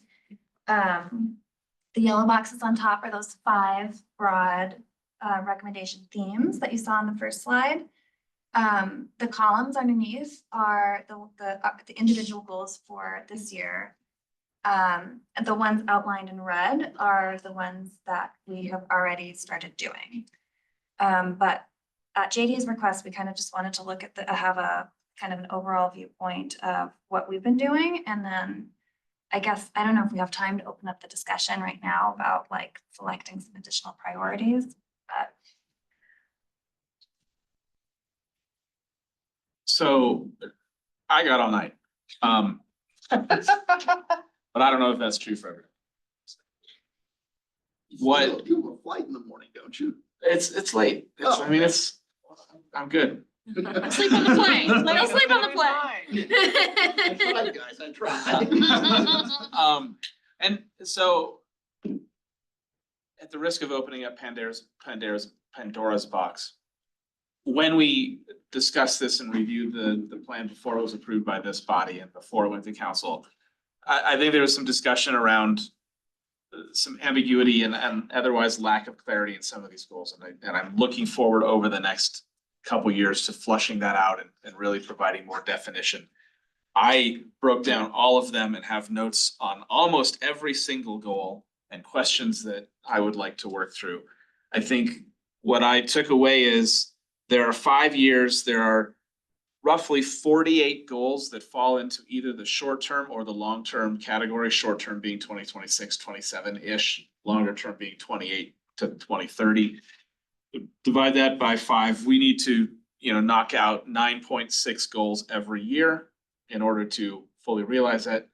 Obviously, I'm generalizing and there's more complexities than all that. So what I asked was of our staff, what is their bandwidth? What can we reasonably work on in 2025 and get some resolution to? Some of these goals are in fact ongoing long-term goals that we will have to work on every year. But really put together a matrix. What is achievable and what's not? What outside resources do we need? What do we need funding for? What do we need? All of those things. So this is just the start of that conversation. The goals identified were identified by staff, and I think that's great. That's what I was hoping they would do. And this is more an opportunity to then understand what are we going to be working on for the next several months and into 2026 so that we can do so thoughtfully and get the presentations and the information we need in order to execute. So that's my background. Don't know, Denise, if you have anything to add to that. I do just want to say this is a living document. It's meant to just kind of grow and change as we see fit. I don't think that we need to be hard and fast on everything, but I do think that selecting things that we know that we can accomplish and push through are important. But we're also going to find as we go through this process, things that may not be the right time for us to focus on right now. Maybe it is next year. Maybe we want to move things around. So I just want us to keep in mind that this is living. There's a lot of pages to look through. If you haven't, familiarized yourself with everything, there's certainly things that I think speak to each of us and things that we have already accomplished. And that's what I think is really exciting is going through Keene. There were things that they identified that we already had in place, that we were already working on, and that as a board, we had already talked about. So it's just that foundation that we've already created, and then moving forward with what we think we can accomplish and engage the community with. The other thing I'll add is the goals that are up here are the primary goals. Each of these has the short-term and the long-term component to it. And in some cases, the Keene goals really, like, their short-term goals are 2, or in some cases 3 mini goals inside of one short-term goal inside of the broader goal. Micro goals. Which is all to say that Anna and Tim and Becky and Jenny are getting a long email from me in the next couple days that outline a lot of questions to work through. So I'm super curious, since Becky is a Scrum Master, what she thinks about this. We've already started to scrub it. Have you? Have you kind of mapped it out?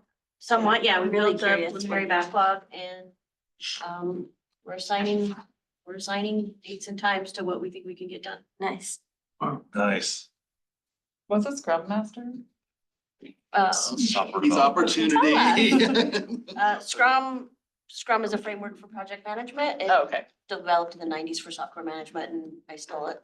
Well. It's an amazing But I job. think It's got great terminology like swim Yeah, lanes, yeah, we've already things started. like that. Yeah. So it's all split into 2 week sprints.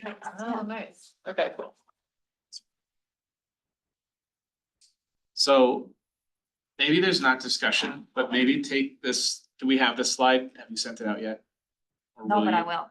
If you would send this out, and again, next month is all booked, so we're not doing this next month. But if you have specific questions, go back to the strategic plan document, look at what's highlighted here, ask questions, get clarification, so that we can probably talk about that then in August or September. I know we're also trying to push forward with the % for public art, which, is that on here? No. No, so that's, Intentionally not, yeah, because we don't know.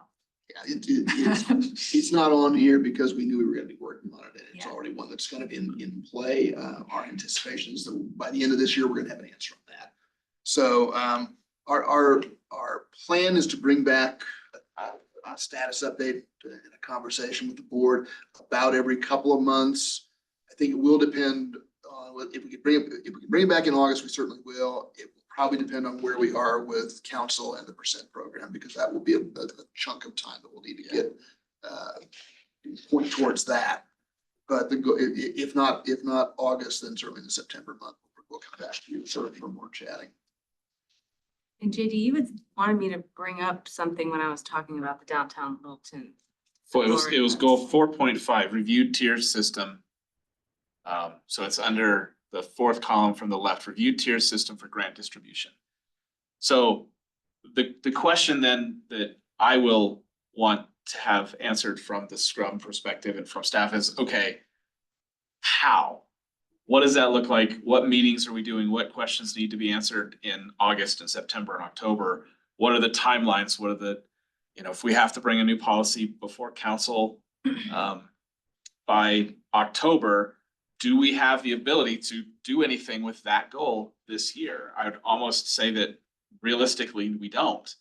Because if we're busy in July and we're finishing up % for public art in August-ish, that gives us really 1 month to have a discussion on reinventing the policy for the distribution of funds. So that would be my follow-up question to staff is, glad that it's there. what does that look like for this body? What does it look like for staff to prepare, bring stuff forward to us, for us to debate, for us to then come back with a second draft to get it to council in time, to have it go through the city attorney in time, to go through the city manager's office, whatever it needs to do. So yes, that's what I wanted you to bring back up, because and I don't think it's realistic in 2025. I think that's a 2026 goal. But I the think that's integrate accurate. arts and culture and downtown development business, I feel like relates to this whole public art discussion. So you're fine. The other Those thing, Categories will be quite connected. They in some should be capacity, connected though, yes. that's the problem, right now they're not. and that's part of the reason that we've been trying to do so. Keely and Cameron, last a couple months ago, we had historic preservation come in and talk about the Mid-Mod Mile and Littleton Boulevard. And the reason we did that is because the Economic Development Department the city at large is doing a study of Littleton Boulevard. And part of that is the economic study of Littleton Boulevard, how the arts and culture plays into it. So we wanted to have the background to it. So we want to have the presentation come in January and talk about what communications is doing. The other thing that we will try to do here shortly is Denise and I were able to participate in the ULI review process of the northern gateway of downtown Littleton. And so that is, I don't know if that presentation is on the city's website yet, but there is They emailed it to me, Kathleen. were you on? I wasn't a stakeholder. Okay. But I did attend and Kathleen sent me the presentation. I will ask, I suspect if it's not on the website, if we could get permission to send it to this group, but it is a wonderful document that talks about the Northern Gateway. And the whole name of the document is a place of discovery, culture, and opportunity. So it also fits in with what we're doing. And so there are so many different project downtown and the LDDA and the Northern Gateway that it all fits together. So we're trying to build a foundation of understanding as fast as we can with one presentation a month that helps us do our jobs better. But it's a lot to keep up on, and it is all tied up together. So it's a long way of saying that, yes, these all touch and overlap, and we're gonna kind of just have to plow forward somewhat blindly, but also trying to collect as much information as we can as we go. Feels like there needs to be a board with representatives from the DDA, the LMA, us, and other people to bring that discussion together in a more ongoing and tangible way. Yes, and we touch on that in some of these goals where we say quarterly meetings with this group and again, I think those goals need to be a little more flushed through and thought through, and I don't know yet exactly what, if we could meet every week, it'd be better. I don't do anything, I don't know, it's fine. I know. It's not fine, I can't do that. But I think the invitation again is start with these, ask questions, and then review the others. And again, I truly spelled out all the goals and then I wrote questions. How? What does this mean? What does this look like? How often? Is this too often? And then I'd like eventually to bring those back as soon as we can together with those questions and flush through the plan to understand what our 9.6 per year are gonna look like over the next 5 years. All that to say, we're putting this into bite-sized chunks, working through it little by little, so we'll keep you updated as that happens. We already do questions. Alright. Oh, it's only 5 slides, okay. Can we go to the final item in the agenda? I think we can. The confetti? Don't look, don't look.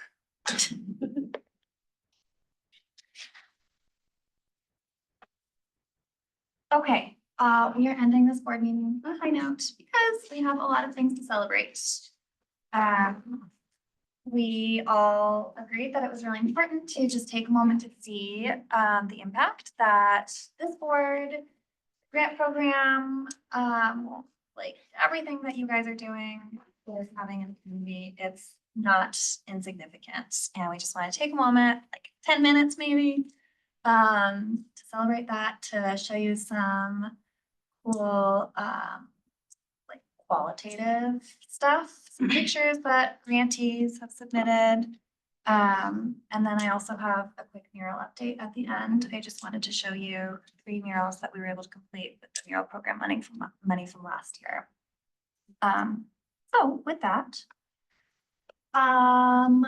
last year, this is our current year. We awarded $237,000 and to a total of 39 grant recipients. As I said, they all have submitted their mid-year reports as of last month. So all of this information is coming directly from that. This is just a quick review. Again, you'll have all this information in that tracking spreadsheet that I shared in your binders, but these are all of our grant recipients for the current cycle, as well as the dollar awards that they received.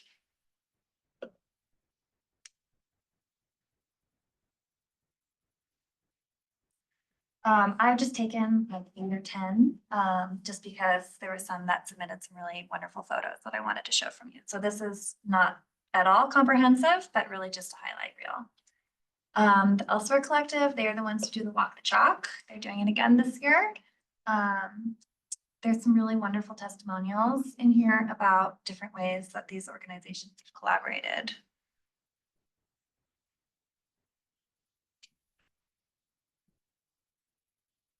ACC, free community arts workshops. They've been wildly popular, as we know. A lot of really super positive feedback in the community from that. Yeah, I wanted to find out. Yeah, and this is just one of the programs that they received funding for, of course. This picture is actually, Katie, correct me if I'm wrong, this is at Aspen Grove. Yeah, This is the the mural. mural that just went up down Yep. there. Some students installing that. Advent House Littleton Foundation, they have a gallery space in their hospital here, and with rotating exhibits that come through.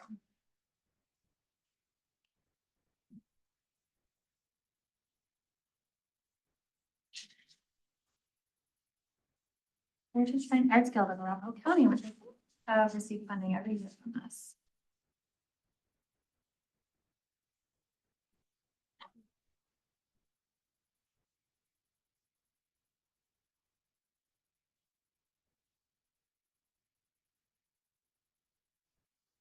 This is really an amazing new mural that just went up at Aspen Grove, on the side of the Alamo. I think it was just completed like last week. Cool. It was very exciting. Is that the one that was like 17,000? Mm-hmm. Yeah. That was sponsored by us. Mm-hmm. Was that through the mural program or through the? This was through the grant grant program before we were like, don't. You can't do that. Another one of the lessons we learned last year. We're changing. Good.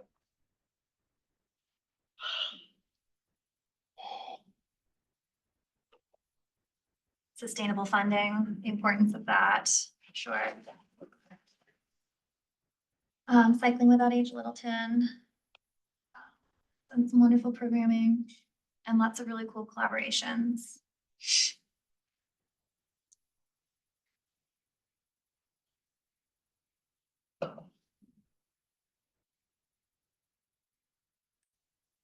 Some Gardens System had a lot of different components to their grant. This is just one of them. Some like raised beds. That's just the photos. We're also doing their Red, White, and Rock event. Hudson Holidays.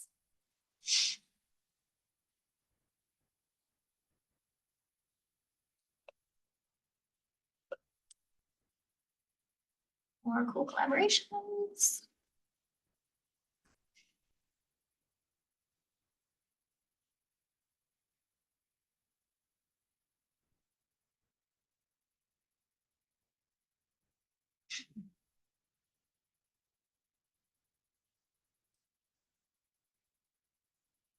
Pretty wide variety too. This is So that's like coming up here in just a week or two, actually. The Women's Caucus.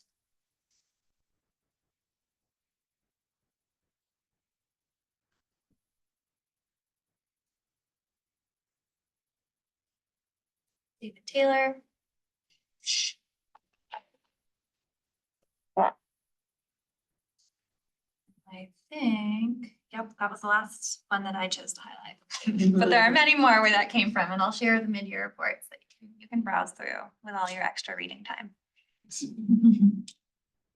But it is really exciting to see the work actually happening. Nice perspective to have too, as we are about to enter this new third cycle year. And then real quickly, we have 3 new murals in town. One of them just was completed last week on the side of Grand Station by local artist Crystal Einstein. That's very cool. It used to be a gas station, so obviously it's an ode to building's previous use. Evolution Hair Studio, right off Main Street. Very bright and colorful and playful. These were all completed over the last like 10 weeks or so. Should definitely have your hair.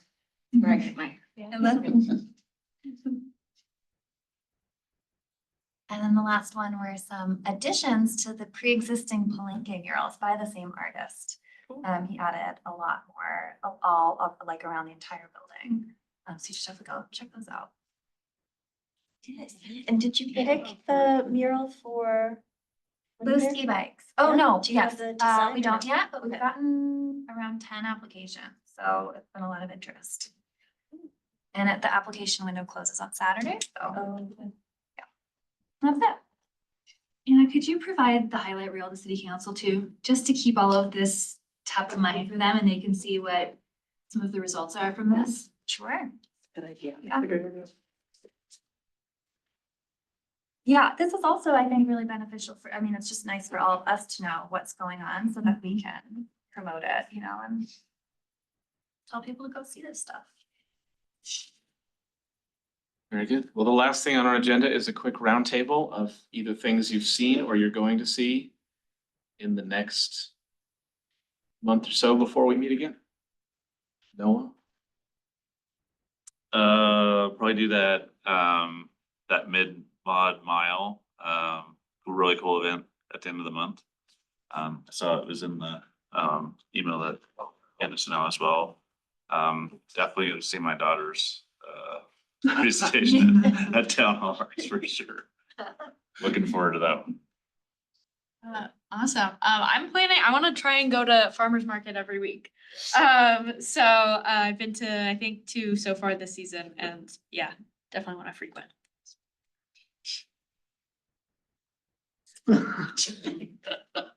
There is the block party, is this I am going to that. Saturday. There you go. I am going that tomorrow. 14th, and then Just can't remember. the fire muster's at ACC the same day. Just in the morning, Morning, right? In the yeah. morning, busy. yeah. That is such a And I cool will be event. gone. I'll be in Connecticut, but ACC is also hosting a craft fair the same weekend as Criterium, where we'll also be having art booths, which is a little bit further. It's August 2nd, Saturday. There's still free workshops that are there's actually, if you want to get a free workshop, they're up right now, but I haven't promoted them yet for the fall. But they're up on the website. They're on the website, I just haven't marketed them yet. Well, whoever's watching this right now. Yeah. Well, because I was gonna start marketing them in July because they fill up so fast. So sign up for one if you want. And then we have summer youth camps running this summer that I'm actually teaching Play Kids Camp and I'm teaching a toy design camp. for kids Oh, how in the fun. makerspace. So, that's really. I have nothing. I went and saw On Your Feet at Town Hall Art Center. It was very fun. And then, good looking forward, I'll be at a lot of farmers markets. And had something in my brain going to the block party.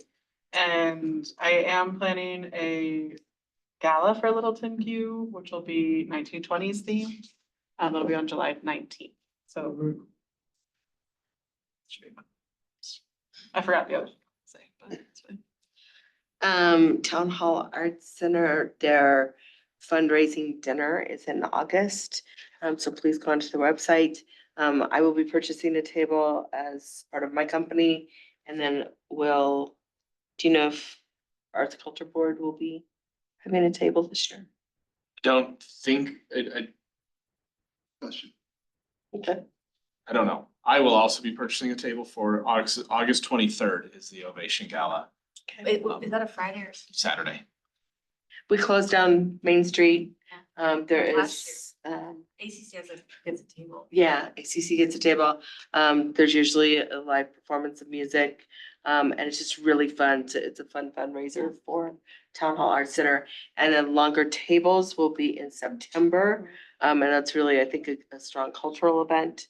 I left up Littleton and I hope to have enough money to sponsor a table there as well. Is that the one with the longest table? Yeah. Yeah. It's 'cause it's So for cool. end to end, what I understand. Super cool. Yeah. I got enough.